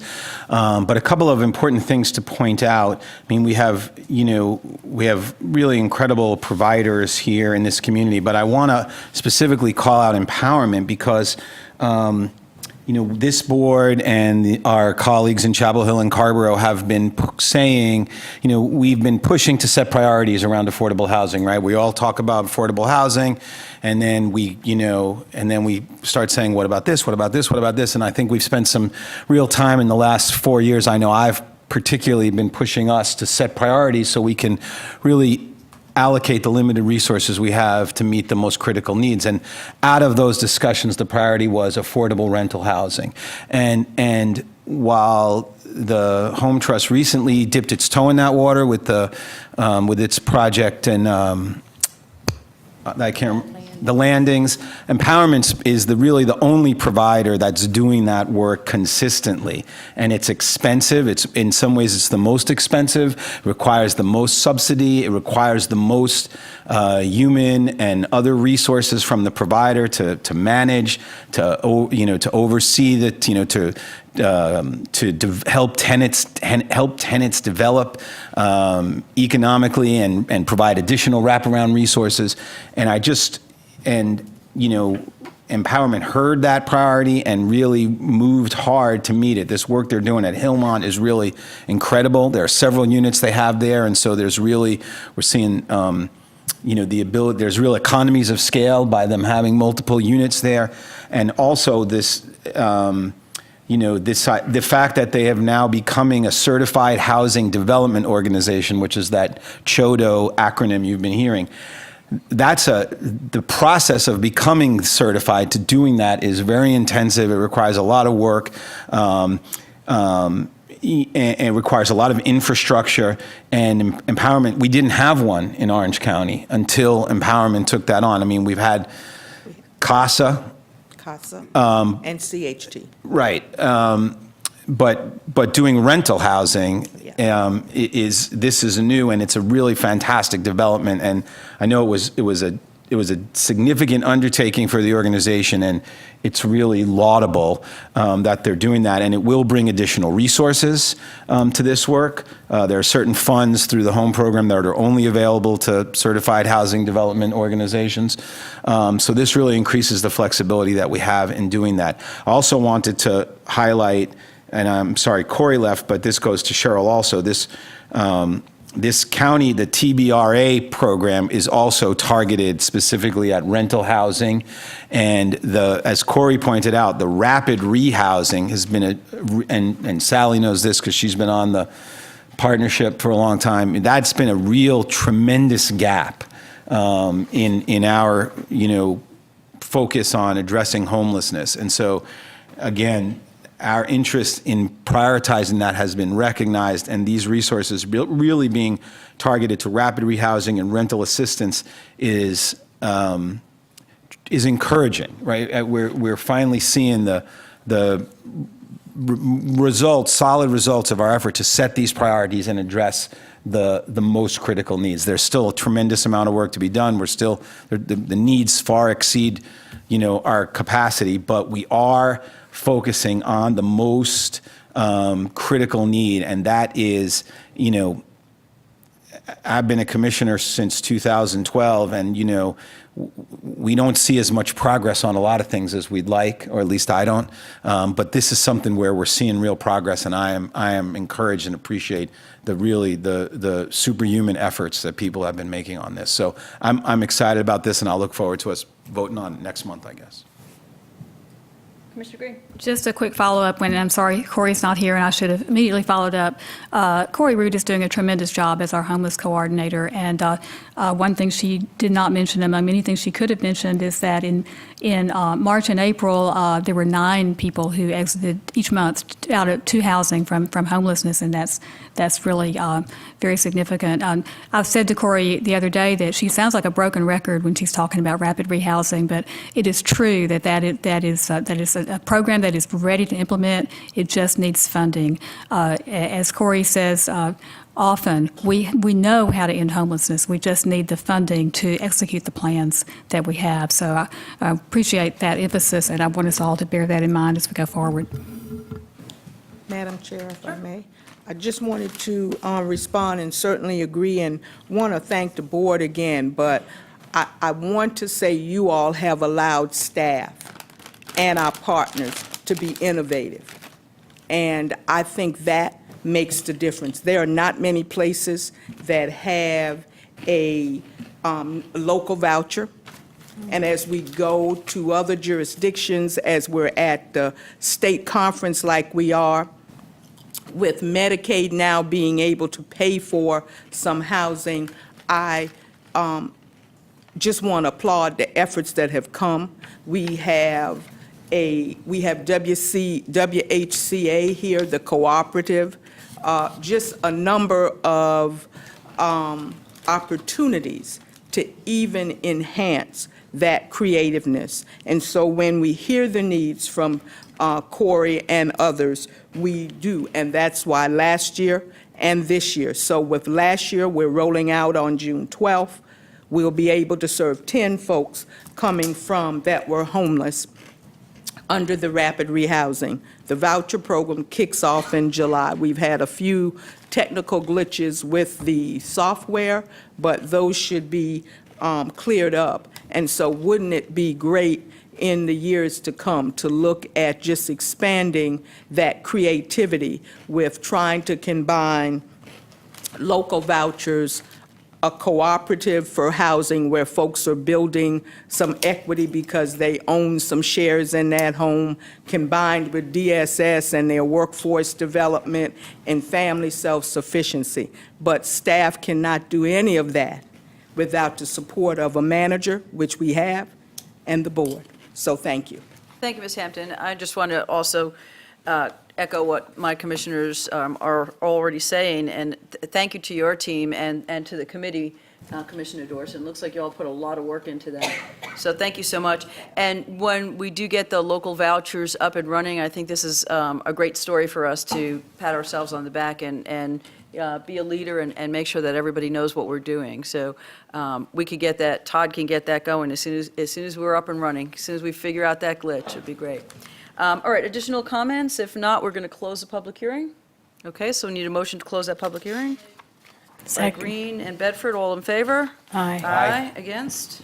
Okay. Thank you, everyone, for your stories. They're really fabulous. We're happy you came. I know it's sometimes hard to stand up at that podium and talk, but you did a great job. Okay, so we're going to move to 6A, our regular agenda, and this is the 2020 Census Complete Count Committee. The board will consider establishing a 2020 Census Complete Count Committee consisting of a group of community volunteers, local government elected officials, and staff dedicated to increasing awareness and motivating residents to respond to the 2020 census. And Todd, take it away. Good evening, everyone. Thank you for having me. I did want to point out before we move to this item that 3 of the members who are currently in the County Government Academy are Habitat for Humanity future homeowners. So I just wanted to put that on. They're really making putting in the sweat equity to get involved in this community. So I just wanted to point that out as well. As you know, next year's 2020 census, it's very important for local governments to get accurate accounts for the census because that's what's going to determine our share of federal funding for the next 10 years. And if you don't think that matters, keep in mind that right now the share of federal spending that is determined by census is $675 billion a year. So making sure that we have an accurate account in Orange County is very important. The Census Bureau encourages local communities to form what they call these complete count committees. And so this is what you have before us tonight. Vice Chair Renee Price has agreed to be the commissioner's representative on this. We also have a proposed membership on here that we've met and talked about. We'll have representatives from all of the towns, elected and staff. We'll have representatives from the business community, from the schools, from local groups. And we want to get as broad a net as we could because we're going to rely on those partners to help us get the word out on the development of the materials that we develop, and also the importance, again, of encouraging our residents to participate in the census. The census wants to emphasize 2 core groups that are traditionally undercounted, and one was new to me. Commissioner Price and I were on a webinar last week about it. It's children. Lots of people do not think they have to include their children in the census. They think they only have to include people who are earning, working, and paying taxes. So families with young children think, they don't need to know my children. It's just a census of the adults. So we need to make sure that people know to include their children. And then, of course, there's a lot of confusion and angst in our non-English speaking populations, which we have some here in Orange County, about a citizen question that may or may not be on the census. We don't know yet. And so we want to make sure that they understand the importance for them to fill that out. So those are kind of the areas of emphasis that I see this committee working on. The third aspect is the fact that this will be the first time you can actually fill out your form online. That's something that's new for the census. So we want to work with our partners the libraries, the senior centers, to set up some computers that people can come in, and while they're there, can go ahead and fill out their census work. So what you have before you is the proposed membership for the committee. You see up top, we have a logo that we have created for Orange County. Our theme of inclusiveness, we wanted to come up with a logo that represented Orange County. So our theme is everyone counts in Orange County. That is something that's an unofficial logo, yet has not been adopted by the committee, but we thought we would go ahead and at least put something out there and let y'all see that tonight. And so I'll let Commissioner Price have any words that she may want to say about it as well. Well, I think you did an excellent job. Just ditto everything that you've already said. The list that you see is just the beginning so that we can just begin to talk. The list is not exhaustive. We hope to bring other people on board as well. But as you see in the handout or the attachment that Todd provided, that each one of these people that we have identified, we hope will be reaching out to even more. So it'll just create this huge web. And again, just to reiterate the need to count children from age 0 to 4 and other hard to count populations. And the big thing is going to be the fact that most of this is supposed to be done online. And but even across the United States, once this came out, people were saying, well, you know, there's so many places that do not have internet capabilities right now. But we're going to work with our libraries and community centers and everywhere else that does have internet access and computers and where people gather. Okay. Commissioner Green. Considering we're talking about likely about children not necessarily being counted, I'm wondering if it would make sense to include Katie Murray, the Arts Commission, and have her folks work with Will Atherton or whoever the school delegate is, and the Chapel Hill schools as well, to seed some arts and crafts projects or something that emphasizes to their parents that they need to participate in the census, or in community centers or what have you. Well, we plan to work with anybody who wants to. This is just a core group just to get us going. And actually, I left that part up to Todd as far as the communications and the marketing, because that's his field. I'm just asking for a concerted effort to reach out through art with children. Commissioner Dorson. Yeah, well, I think this is a great idea. I think I was the chair of this committee in 2000, just as a local, resident. The one, I think that, and I know that this is the core committee, but I, given particularly the citizenship issue, I think it's really critical that there are some people added to this core group who are more people who are native Spanish speakers. I don't think there's enough of them on here. And I think that will also help building the network that Commissioner Price is talking about. So, we may consider, there's a bunch of people here who are Orange County people, Nancy Costin, Janice Tyler, if I may. Libby Hobb. I would consider, if we want to have those departments represented, I would consider asking them to appoint someone to have that seat who is a native, non-English speaker. I think it's going to be very challenging to engage the non-English speaking community. I think there's a lot of trepidation, and I think that we ought to think about, and I know there's going to be more subcommittees and everything else, but I think having some folks at this highest level is really critical. Commissioner Price? Yeah, we have Pilar here from El Centro, and that was the recommendation. Who did they come from? From the Family Success Alliance Health Department, they recommended, because we had reached out to them. And what we'll do is there are different departments that have these expertise of these special communities. Health Department in particular works a lot with the Hispanic community. So we'll include them, maybe not as a committee member, but we'll certainly reach out to them and ask them for their ideas on how we can reach some of these hard to reach populations. I think Commissioner Dorson is actually saying he wants them to be on the committee. Right. Yeah, I am. I'm saying I want them to be on the committee. And I think especially if I think they could be people who are not county people. But I think particularly if there's a suspicion of the government generally, right? And so if there's somebody in these departments who is a native non-English speaker, who has, that will be helpful. And I think if there are other people who could be brought in, or we could ask these folks to say, so, you could ask the schools, instead of having necessarily the chair saying, we would like, or any one of these groups to say, you designate someone to have this slot on this core committee who will have the best connections with these hard-to-reach communities, right?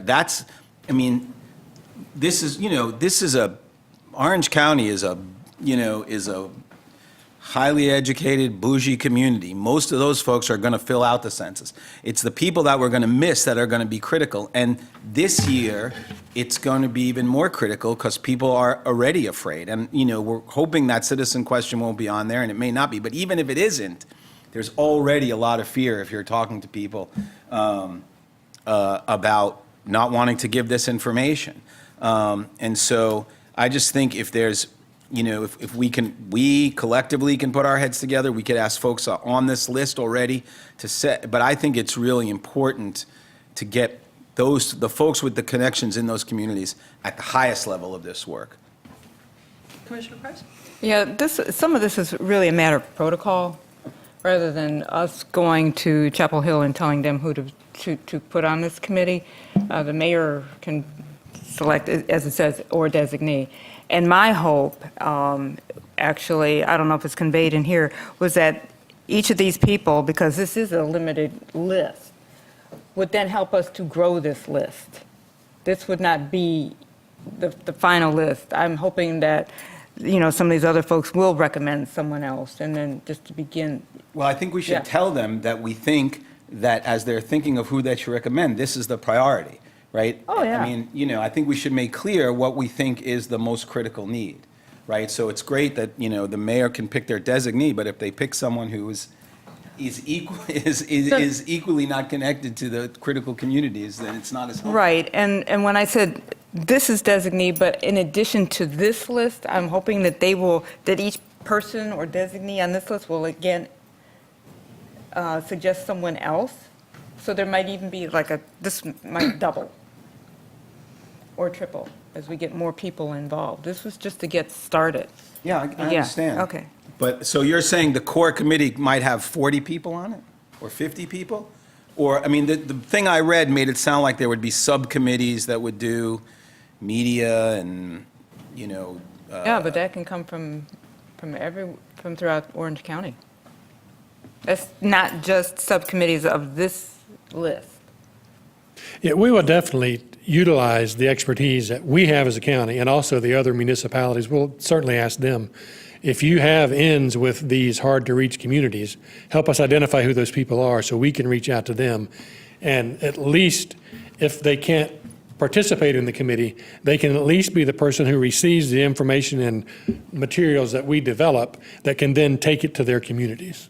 So, yeah, I think you're absolutely right. We want to do everything that we can to reach those hard-to-reach communities. I looked at some data from the last census. They consider it a successful response rate of, I believe it was 75% or higher, which was astounding to me. But there are only 2 census tracts in the county that did not have that level. Now, my goal is we can get a lot higher than for all of our tracts than 75%, but certainly we have some areas that we can focus on because we know these were the 2 census tracts that did not achieve that last time. And then we can actually go look at all of them, just say, okay, which were the ones that, even though maybe they did get to 75%, but were they 75.2%? And can we get the response rate there to improve? And just to follow up on Commissioner Green's point on the child, in addition to Katie, but our Child Care Services Association should be brought in because they have the child connection and also with these targeted communities. So that might be someone you want to add to the to this core list? Someone from that group. Andrew Hammersley? I was just going to add the county representatives such as social services, aging, public health. The reason that we included them is because they have some listservs of the faith-based community. They have the complete listserv of that. Also in regards to children, at social services, childcare, issues like that. So we do want to expand that, and just because their name is on there doesn't necessarily mean they will be the one. And I think what I'm hearing from this board is that they would prefer that they not be. And I think they can find someone to represent that slot that will be able to reach into those hard-to-reach communities. Because it's not about just sitting at a room and having a meeting. It's really about how are we going to get those communities in there. This, as we were talking about this at agenda review, staff agenda review, that's when Janice Tyler was in that agenda review, and she said, oh, well, I've got this and I've got that. And I was like, let's include aging on this list because they've got the listserv of all the faith-based communities. The list from the 2000 was very broad. It had all of a number, not all. It had a number of faith-based organizations. But we didn't feel like we needed to do that. They don't need to sit at the table. We just need to reach out to them and get them involved in what we're doing. And so our hope is that we're going to be able to reach all those communities, but we're going to do everything we can and figure out how to do it. And this is very helpful. Commissioner Markopoulos? So I really appreciate Commissioner Dorson's points there. And I think the Family Success Alliance is a very logical pathway to Spanish-speaking folks. I'm sure that Lieutenant Stewart, the director, will guide that. And I also really appreciate your mentioning the youth component. And I would add to, in addition to using art as a way to reach youth, I think we should formally have a youth member or two on this committee so that it draws attention to the fact that it really matters and it empowers youth leadership, which we never should miss an opportunity to do. Commissioner Green? I noticed for the refugee community, it's to be determined what's the process for finding someone from there. I just don't know the people who's, I've reached out, phone and email, I just have not heard back from them yet as to who they want to designate as their person, if it would be the executive director or would it be somebody else. So we're just waiting to hear a name from them, essentially. They're a little hard to get up with. But that would also is an important gap that we need to. Yeah, exactly. The refugees are the ones that we really need to concentrate on because they're the ones who are going to be most afraid of what somebody from the government is here to help, and they're not used to that. Right. Commissioner Price? just one more thing to add is that in some places, like in Chicago and Illinois, they're putting forth millions of dollars to do the census. They even got money from the state. That's not the case here. So I'm hoping that, of course, we're putting some money into it. So I'm hoping that some of the other municipalities will also provide some support. Materials will be available from the state, which will be funneled, coming from the federal government as well. And they'll be free. My understanding is they'll be free of charge. I don't know how much they'll give us, but I'm hoping that we can get another reason for alerting, for example, mayors and not department heads, but like the head of Durham Tech and whatnot, is so that they can also hopefully chip in and be a part of this financially if we need it. Exactly. Like one of the things we'd like to develop would maybe be a utility bill insert that we could then send to all the municipalities and say, could you please, print this off and include it in your next mailing for your utility bills, just to build awareness of the census is coming. It's important that everybody participate, and here's how you can participate in 2020. People still get bills? Commissioner Bedford. A few people. I was reminded of when we were doing the bond education committee, and the budget was much higher than $1,500. So I would just ask that as the committee meets, when you need more funding, that you do bring that back to the manager and the commission's attention, because we did ads on the buses, had to permeate it, and it would be ideal if this has the rah-rah that the Eclipse had, where just about everybody knew about the Eclipse and celebrated and participated. Thank you. Well, I just have a few notes. As everyone was speaking, I was crossing them off. So we hit the Family Success Alliance, we hit religious organizations. We didn't hit Justice United. I didn't hear it, and I'm sure you are reaching out to Justice United because they've got an amazing listserv as well. The fastest growing population in Orange County is certainly down in Chapel Hill, and Carver right now is the Asian American population. So I'm hoping that there's some over there in that Parkside community, especially if not, we could reach out to Hung Bin Gu on the Chapel Hill Town Council, and maybe she can help us out with some of those folks. And then I was wondering, James, I'm happy you brought that up. I'm wondering if we can work in collaboration with the schools to be teaching a unit on the census coming up. And I know that they don't necessarily like folks to tell them what to be teaching, but some sort of lesson on the census, maybe in civics. I know that's 8th grade now, or is it 5th and 8th grade? So whatever, it would be something that would be good to have the kids either working on a project or some sort of instruction in class, because they always bring that home to the parents. So that was my take on that. Okay, any other additional questions, comments?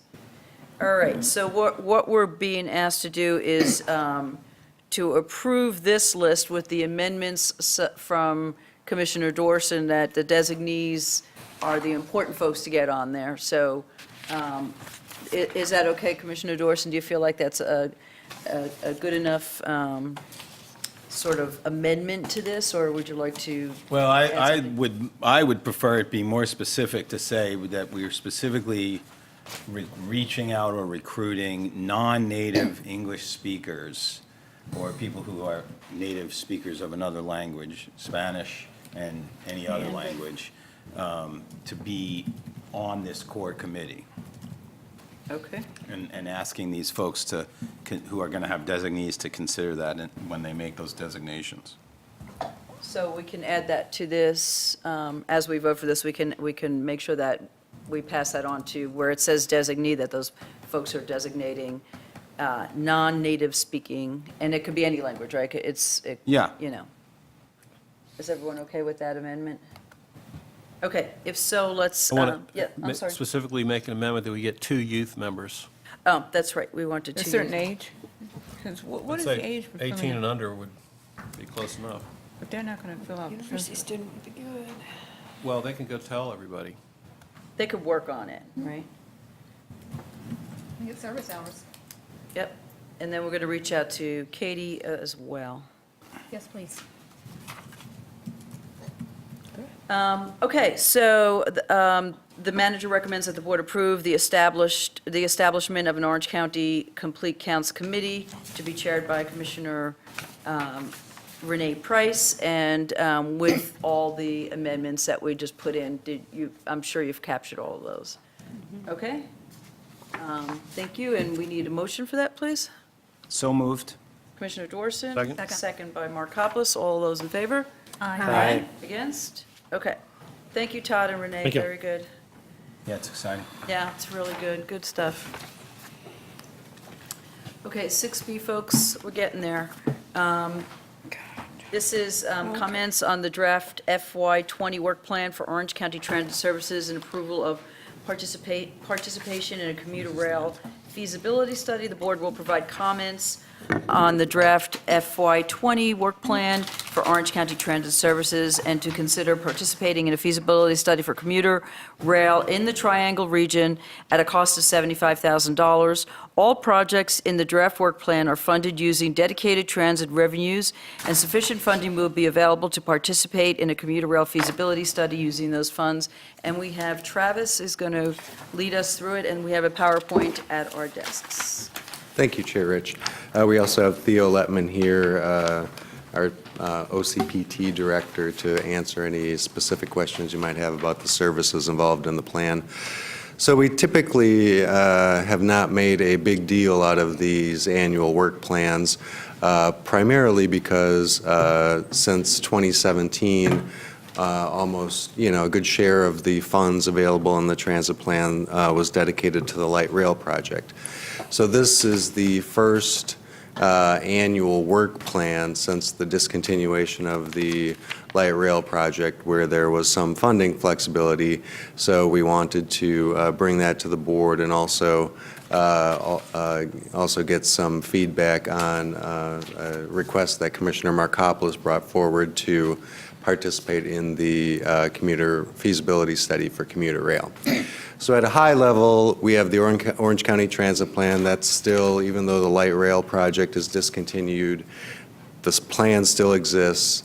That establishes our broad priorities. It's sort of like the CIP for transit services, if you multi-year plan, broad priorities.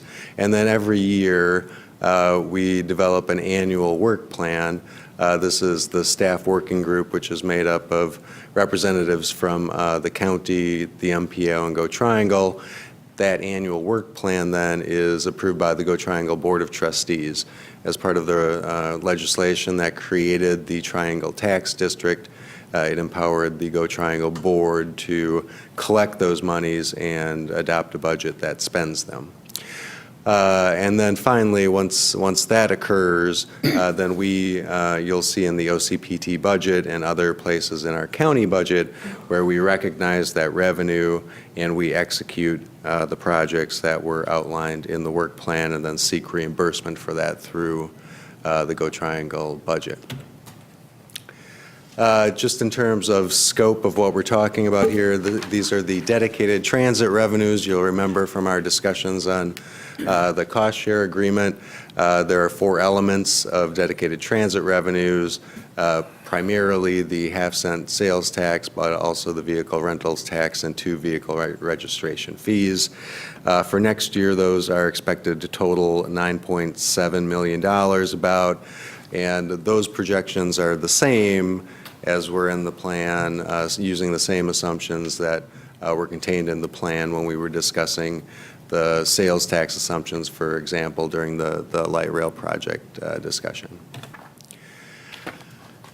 So just in terms of recommended expenditures, there are a couple categories: transit services, these, just services, routes, running bus routes, administration, what goes into sort of administering all of that. We'll talk a little bit about planning for our new transit plan, vehicle purchases, some capital projects, and of course the Hillsborough train station is I think the one constant throughout that's been consistently funded ever since at least I've been involved in the transit plan discussions. So as I mentioned, just a couple highlights here. This is the first work plan since the discontinuation of the light rail project. So one of the recommendations is to, at least as a placeholder, hold $500,000 to hire a third-party consultant to help us through the development of a new transit plan. So they would take care of the transportation planning elements, sort of the technical details of commuting patterns and where people live and where people work and how people want to get around the county and the region, and then also the public input process so that there is a robust and inclusive way for the public to get involved in setting those priorities. So sort of the framework that we've talked about is to use the MPO as sort of the contracting agency, so we get that regional perspective, but also have a really strong local steering committee, providing local guidance on local priorities. And as we proceed in the next couple of months, we would develop a scope of services for that consultant in cooperation with our transit stakeholders here in the county, and then develop some more detailed cost estimates. As we saw in the funding slides, the plan currently allocates $5.8 million of a projected $9.6 million in revenue. unlike the general fund, those funds don't drop to the bottom line. They're retained in the Orange County fund balance and are available for use in future years. And I think that would be one area of potential flexibility that we may want to retain as we go into this sort of larger scale planning effort that may involve some other new regional project. I did want to flag for the board, you may have seen a memo from the Chapel Hill Town Manager to Go Triangle. The Chapel Hill Bus Rapid Transit Project will be seeking an additional $8 million, not necessarily next year, so it's not part of this work plan, but in order for them to show a non-federal share, they'll need to demonstrate that it's somewhere in the plan, and it could be spaced out over several years.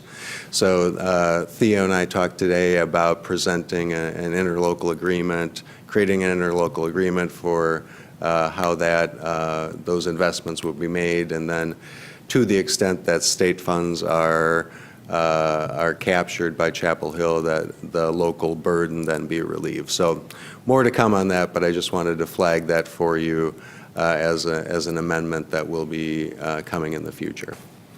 And then finally, Mobility on Demand. This is as part of the short-range transit plan effort that was led by Theo this past year.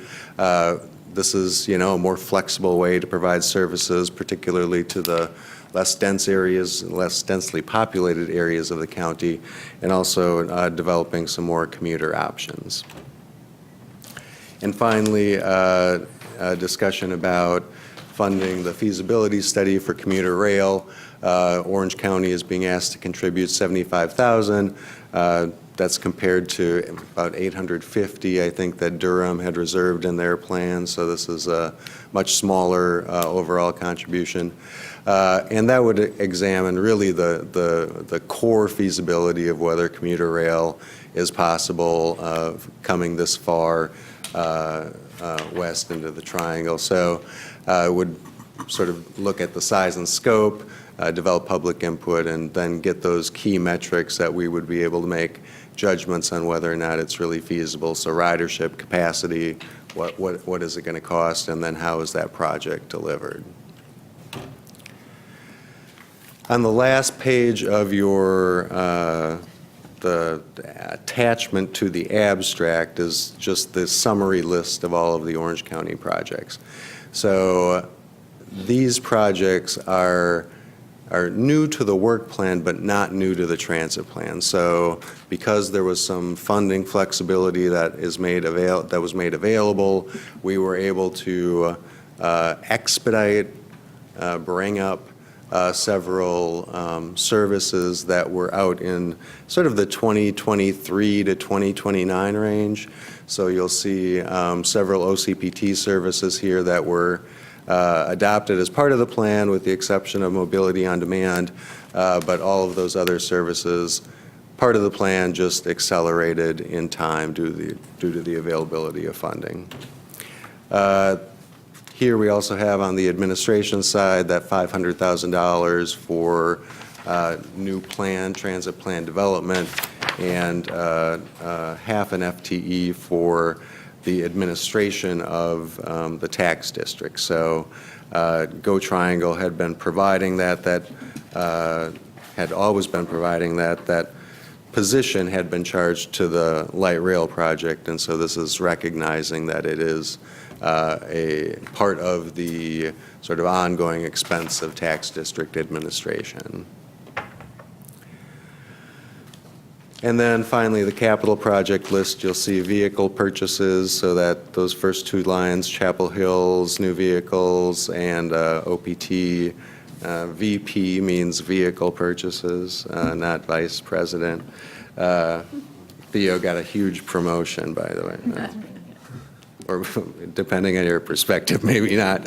And then a variety of other capital improvements that are provided funding. Again, these are new to the work plan, but not new to the transit plan. So many of these projects, or all of these projects, exist in the transit plan, but were moved up in time due to the availability of funding. Travis, what is the Hillsborough Transfer Center? So that's a project sort of in concept right now. Theo, do you want to touch base on? Good evening, Commissioners. We discussed this at our last staff working group meeting, and it will be a transfer point for all 3 transit services to meet up in Hillsborough along the 70 corridor. Right now, there was always a plan to have a park and ride on 70 near the credit union, but they recognize for alignment and to have all of our services intersect at a particular point. Currently, the bus stop in which we serve, all 3 of us serve, that was recently purchased, and the property owner does not want buses on their lot. So Go Triangle is beginning the process to find a better location for all 3 of our services to meet. Thanks. So that's really the essence of the background here. So what we're asking the board for tonight is if you do have any other comments on the work plan, that we can formally communicate those to, as it goes through the process, to the Go Triangle Board of Trustees, and then a decision point on whether to add that $75,000 in the draft work plan for the feasibility study for commuter rail. Okay, questions, comments? Commissioner Price? Yes, on page, well, it's 7 at the top of the page. Table 2, expected program expenditures by county in FY20. Can you explain why Durham and Orange would be paying the same for the admin positions? Yeah. So as an administrative position, that even though Durham's numbers are bigger, they process about the same number of transactions. They, we might have 10 transactions averaging, $10,000 a piece. Durham might have the same 10 transactions, but they average $500,000 a piece. So the work effort is the same, even though their numbers are bigger. Commissioner Dorson? Yeah, so the $500,000 for the study, the new transit plan, is that comparable to what we paid the last time? And or is that something that would be put out to bid? And that's just the estimated range of what it will cost? Yeah, so I don't know that in 2010 that they engaged a consultant. Craig, do you remember? Go Triangle was the lead that was wrapped into their budget. Yep. So in the $500,000 would be, it's intended to represent a range. We would go through an RFP process. We would, we'd have a selection committee. We'd choose a consulting firm and then award a contract, likely, like I said, through the MPO, but there would be a competitive solicitation for sure. And the idea is the idea that, so if this would get spent in, this RFP, or the consultant would be hired in the fall, and then they would have a year? I mean, what's sort of the estimated turnaround time of when that would come back to us? Certainly a fair question.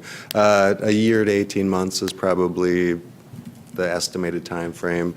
All along, we'll be getting updates and having public information and input processes. But yeah, I think the final plan, it wouldn't be out of the scope of possibility for that to be a year-long process. And in that interim, we would just sort of continue the existing transit plan without the light rail? Yeah, sort of what we're doing now is that we've gotten the opportunity to expedite some projects that were already in the plan. if there are, new opportunities that present themselves, but in the meantime, we can always amend it. We can always propose an amendment and ask for Go Triangle to incorporate that into their budget so that there's, the requisite expenditure and revenue authority there. And just a couple more questions, if I might, Captain. So the roughly $4 million that's, or $3.87 million that's being sort of going to roll over, we're sort of just banking that depending on whether we want to make adjustments in the, in this 18-month interim, either to add new projects like you have recommended here, or whether we want to increase the cost of, the scope of any of these existing ones. Or it could wait for, whatever investment might be recommended in the new plan. So any of those possibilities would be possible. And then the last, on the bus rapid transit, just to be clear, so Yep. they've got some deadlines coming up this fall, I remember from the meeting I was in. Yes. But having that local commitment that doesn't have to be in place or committed by that, I think it was November. So it'll be sometime in August that they'll want to be able to demonstrate the non-federal share. But since that can be over multiple years in the plan, we thought a better vehicle to do that rather than confuse that with the one-year work plan would be to propose an MOU to Chapel Hill, and then that clearly lays out how the money would flow and in what years, and really outline the rules of engagement. And then my last question maybe is premature, or maybe it's better to be directed to Mark. On this commuter rail idea, I mean, it would be really helpful to understand if anybody's elucidated a vision of that. I mean, is the idea that it's going to run like the commuter rails from Northern Virginia to D.C., that there'll be trains running, several times in the morning and several times in the afternoon, or like the Long Island Railroad, and so people will get to and from work? I mean, is it Yes. in that sense, it'll be like what we had hoped light rail might be, except the idea will be moving people, Focused on peak commuting times. Right, But and- several trains during those hours. right, multiple trains during those hours running from either Raleigh, or if it goes back to Selma or wherever they said, and that the Orange County stop would be in Hillsborough. Is that sort of the vision of it? So that's what the study will reveal. What's the ridership? How many times a day should it run? That kind of thing. Well, I get that. I mean, when we say commuter rail, what we mean is someone will get on in the morning, go to work, get it back on in the afternoon, and go home. Just a regular train running a different schedule, basically. So not like the train that goes from Raleigh to Charlotte.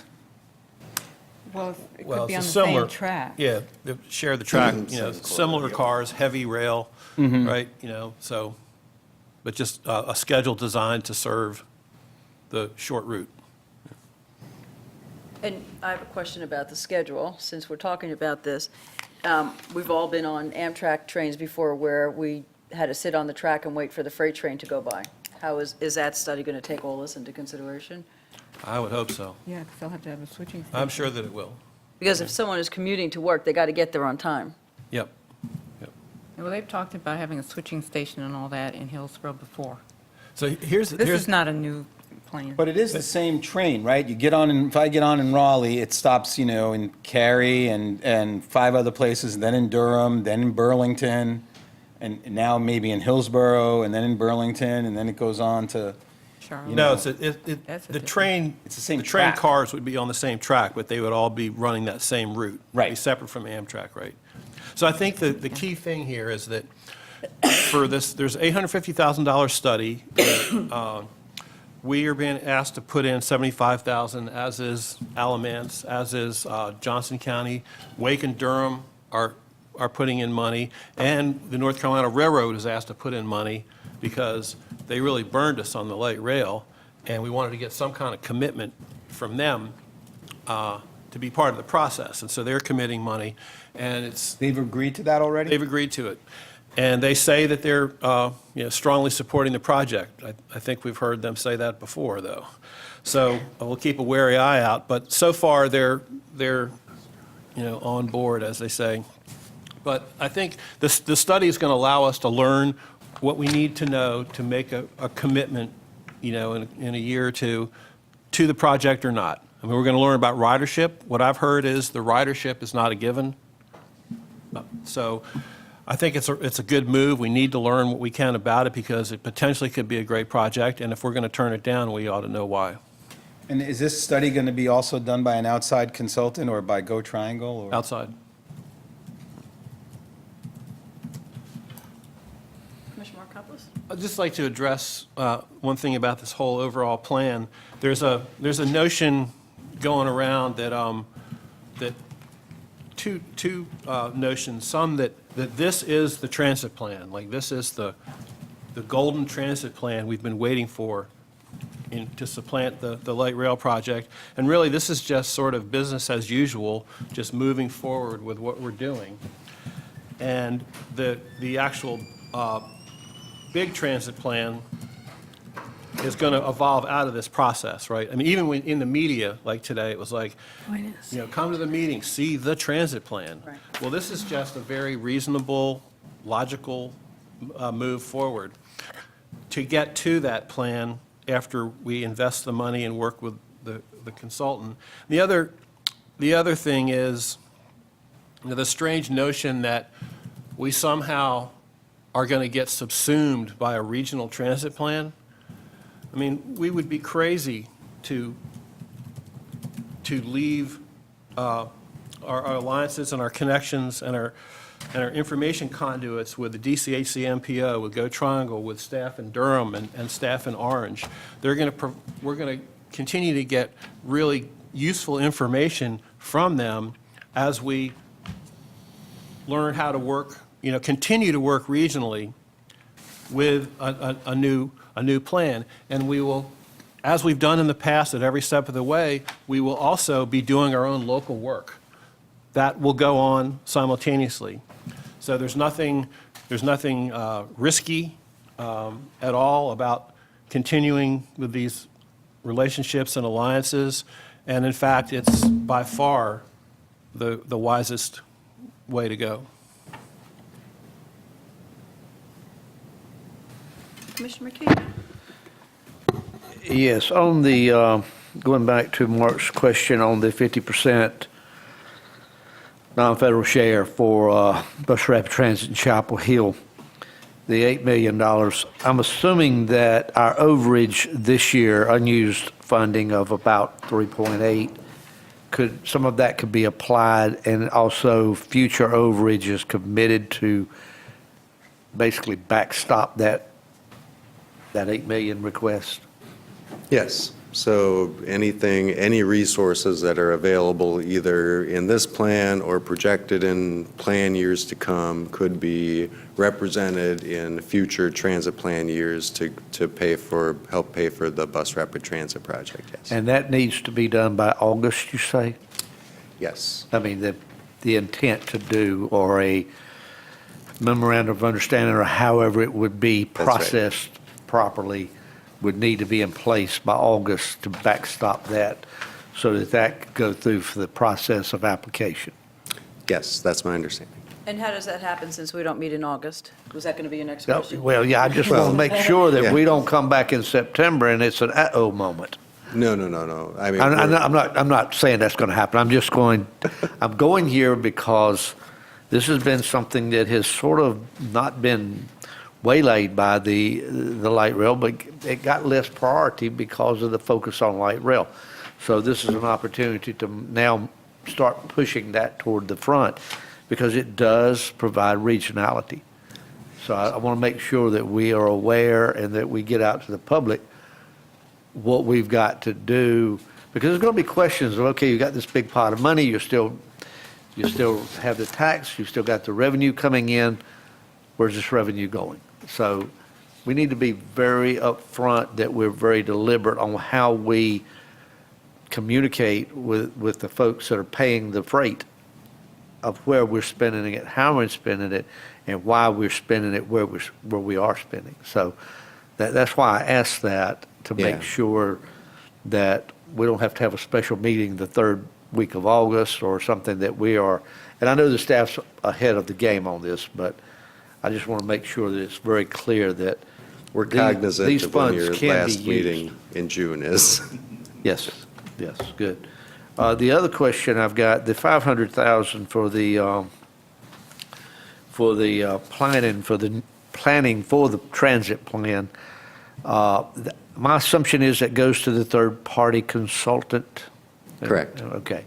And who would that consultant be primarily responsible to, reporting to, and controlled by?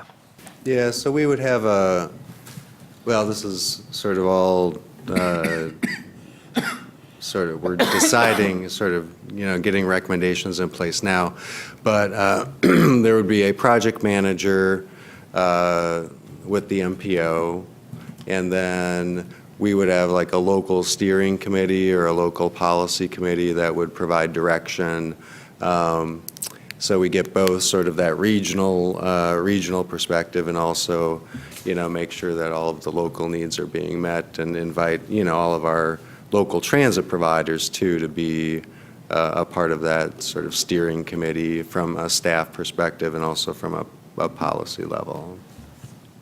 And so we're talking project manager, i.e. a Gannett Fleming WSP style consulting firm to put this together? They were the light rail. So it's They were the project probably- managers for light rail. It's probably like a Nelson Nygaard, who did our short-range transit plan, or some firm like that, with sort of a really broad-based, pool of talent to not only do the technical elements, but also the public input process. That's encouraging. I want to make sure that the folks working on this next incarnation, this Plan B, are not too heavily involved in Plan A. Commissioner Bedford.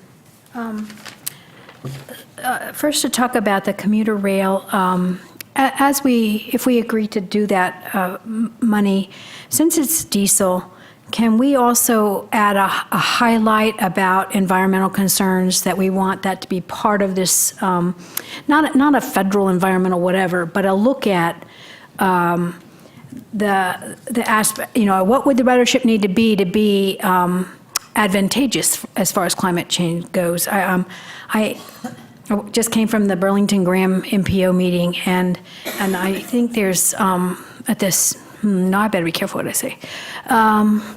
Sometimes folks aren't aware about climate change and the environmental concerns, and they don't necessarily share them as Orange County does. So if we could add that as a focus, was my only concern, and that it's really an emergency. So as we do spend the money for, and I really also want to thank staff, because Craig and Theo and Travis and two of our planners met with Sally and me on Friday and gave us a course, an hour and a half, where I could not pass the quiz yet, but I'm working on it as far as how all of this intertwines and works. So how, as we're doing the Orange County Transit Plan, and it's through the Durham Chapel Hill I'm calling it the big MPO, but my kids will get mad at me for doing that. How do we make sure it also connects with Alamance and Chatham? What's the structure for that if we want that? So it's my understanding that at least part of Chatham is in that MPO. But we would also certainly, when you examine the traffic patterns and the commuting patterns, Alamance County is certainly, has a broad base of people who work in Orange County commuting this way. So that Alamance gets picked up in that aspect. Theo's also working with the city of Mebane to, see if there are services that we can provide either within the city or getting to the city that makes sense from a ridership perspective. So I think those two ways will pick up the Alamance County population and influence. And then, I mean, and as you're talking, I'm thinking, and it could even be part of the RFP, we want that considered. Yep. Thank you. And then, so one of the documents is this, the interlocal implementation agreement for Orange County Bus and Rail Investment Plan. So that's why it's really good tonight to remember this is the annual plan. We're not doing the because as I'm reviewing it, and I was glad that Travis then was saying that you'll be sure to, with the steering group, which I really like that concept of making sure Chapel Hill Transit is involved since they're not part of that agreement. And there's still two other documents I haven't read yet as far as bylaws, but making sure that all of the transit operators in Orange County are at the table is important to me. And even then, this is kind of a wonker's question, but and that is, since the half-cent sales tax can only be used per the General Assembly for new or expanded service, and I'm learning that modes, the word modes means, ferries, trains, cars, bike ped, and their air. I think there's one more. But is there a way to ask if they could interpret that phrase and that law to include, to me it's a mode, which would be that expanded energy efficient solar electric buses, so that we would have a way to actually use these dedicated transit taxes to be more environmentally proactive. And those projects, from the little bit I've read, are very expensive and may not be feasible, but it'd be nice to know if we can even use them in that way. And then, okay, so one more point is just that what I gathered from our meeting and then talking with Sally after, and Sally has much better words for it, is that, I feel like I'm trying to balance the needs of our current residents, who, especially the disabled and the elderly, those who don't have driver's licenses or are afraid to be out in public and drive, and who really need our bus and transportation services, along with future the future land planning and land use for residents. So I don't have a good framework for how that's accomplished, and that I'm hoping the consultant will be focused on that balancing act as well. Yes. Thank you. Commissioner Markopoulos. I just want to make sure that everybody knows that Chapel Hill and Carrboro have always been represented in these discussions at the DCAC MPO with its staff. Thank you. I don't want anybody to think that now we need them represented. They've been there all along, and that's been part of the good. regional collaboration that has been successful, really. And on the strategic, it's not listed as part of the working groups that they are part of that, unless bus is on it. They're number not 12. Right. They're not a party to the interlocal implementation agreement. That's correct. Right. But they've been invited anyway? They're invited. The MPO. Yeah. They've been participating. At the MPO, At every okay. stage. Okay. No one has signed up for this. Does anyone want to speak? David, do you want to have a word? I know you didn't sign up. Come on up to the mic. The Hillsborough, the extension Hey, of the wait. commuter rail There to we go. Hillsborough has always been a part of the plan as a future. I lived outside of Philadelphia for many years, right, a couple blocks from the train station, Bryn Mawr train station, and, there was it went way out to Paoli, but they there's all kinds of options you can do, like they had a train that ran local from Paoli to Bryn Mawr and then express into Philadelphia. So there's all kinds of things you can do. And Go Triangle has always, never, looked at this as a positive, but there's a rail line that goes right up to the university, right through Carrboro, all the way up to the North Carolina Railroad where, this commuter rail will run. There's just all kinds of potential for this. And, all we have is 40. And 40's jammed now. If the research triangle keeps growing the way it's going to go, there's probably 7, they want to add 125,000 more new jobs in their, their future. That's going to be for every one of those knowledge-based jobs, you get 5 service jobs. So we're talking about, $600,000-$700,000 new jobs if this comes about. We need something to get these people around. These kids, my daughter doesn't want to drive to work all the time, spend all their life driving to work in a traffic jam. They want to be easily accessible to their jobs. So I think this thing is a beautiful, good thing for us. I mean, we don't have, we have trouble in Orange County attracting new industry, new high-tech industry. But this would give a way for people to get around. And maybe instead of us just being a bedroom community, maybe we can get more industry to come into Chapel Hill and Hillsborough and, provide jobs for our children so they don't have to leave and, go someplace else after they get out of school. But anyway, thanks. Thank you, David, and welcome back. It's good to see you. Okay, additional comments. Commissioner Green. Yeah, that made me think about a question about the ridership study that would be done for the commuter rail. What kind of assumptions would be made about, well, for example, if I lived in Burlington and worked on the UNC campus, I would not take the commuter rail to Hillsborough unless I was sure that there was a reliable and frequently running bus that went from Hillsborough to UNC campus. Is that contemplated, or would that be part? I mean, how would you assess that out if you're just if you're trying to estimate ridership at this point?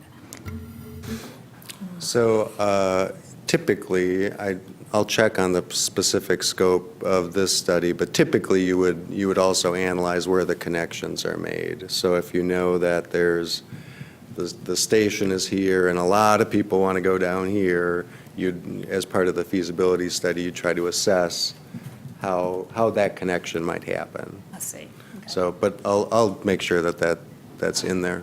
Thanks. Commissioner McKee. Commissioner Green, to your question, my niece worked one summer while she was in school at UNC. After about 3 days of trying to find a parking space, she started riding the Chapel Hill Transit route from Durham Tech. So I think that some adjustments could be made as far as a stop for that bus and maybe increasing the frequency of it to address that. That's a good comment, because I think what David was saying about the commuter rail, it's going to be critical that we get something in. I work in Cary, and I'll be in Cary for probably another year. I do well to get there in an hour in the mornings, and I hope I can get back in an hour and a half in the afternoons if there are no accidents. So if, as was mentioned, you add another couple 100,000 cars, it's going to be a parking lot, because at the I-40, 147 split in the afternoons, I-40 sits still. All right, so I think we gave a lot of feedback. Now, the only thing we want to, or we need a vote on, is to spend that $75,000 to join in the commuter rail discussion and. I'll move that we do that. Okay. I'll second that. $75,000 out of the dedicated transit revenues to Okay, Markopoulos. part of that study. And McKee. Any other comments? All those in favor, say aye. Aye. Aye. Against? Okay. Thank you. Awesome. We have no reports. Let's go to the consent agenda. Does anyone want to pull anything? If not, could we get a motion to pass the consent? Move the consent agenda. Second. Dorson and Green, all those in favor say aye. Aye. Okay. Thank you all who stayed for the consent agenda. We appreciate it. You get free snacks if you want some. There. Okay, county manager's report. Thank you, Chair and County Commissioners. The only thing I'll remind you this evening about is this Thursday is our first budget work session at Whitted, and then next Thursday on May 30th, we have another one here at Southern Human Services, and those are the two before the next regular meeting on June 4th, and then there's two after that, and I'll announce those at that meeting. Thank you. Thank County you. That Attorney? concludes my report. I thought you were done. County Attorney? The board had asked for further information on those two bills that OWASA wanted support on. I sent that out last week. If you want even more information, this Thursday, those will be discussed in committee along with this year's Farm Bill, which has a few things of interest in it. I'll send a link to where you can get that audio. And those committee hearings are often good to get some extra information, including the shocking number of bill sponsors who have no idea what their bills say. So I'll send that link out shortly. Thank you, sir. We have no appointments tonight. There are information items. There's a lot there, folks. Staff has been working hard to cover all the questions and petitions that we've been putting forward. So if you have additional questions, staff is always willing to chat with you. And then we need a motion to go into closed session. Do I have to read all these again? I read them at the beginning. Okay, so we need a motion to go into closed session? Got it. All right. Second. Okay, McKee and Dorsey, all those in favor? Aye. Okay, we'll meet everyone in the back. Thank you.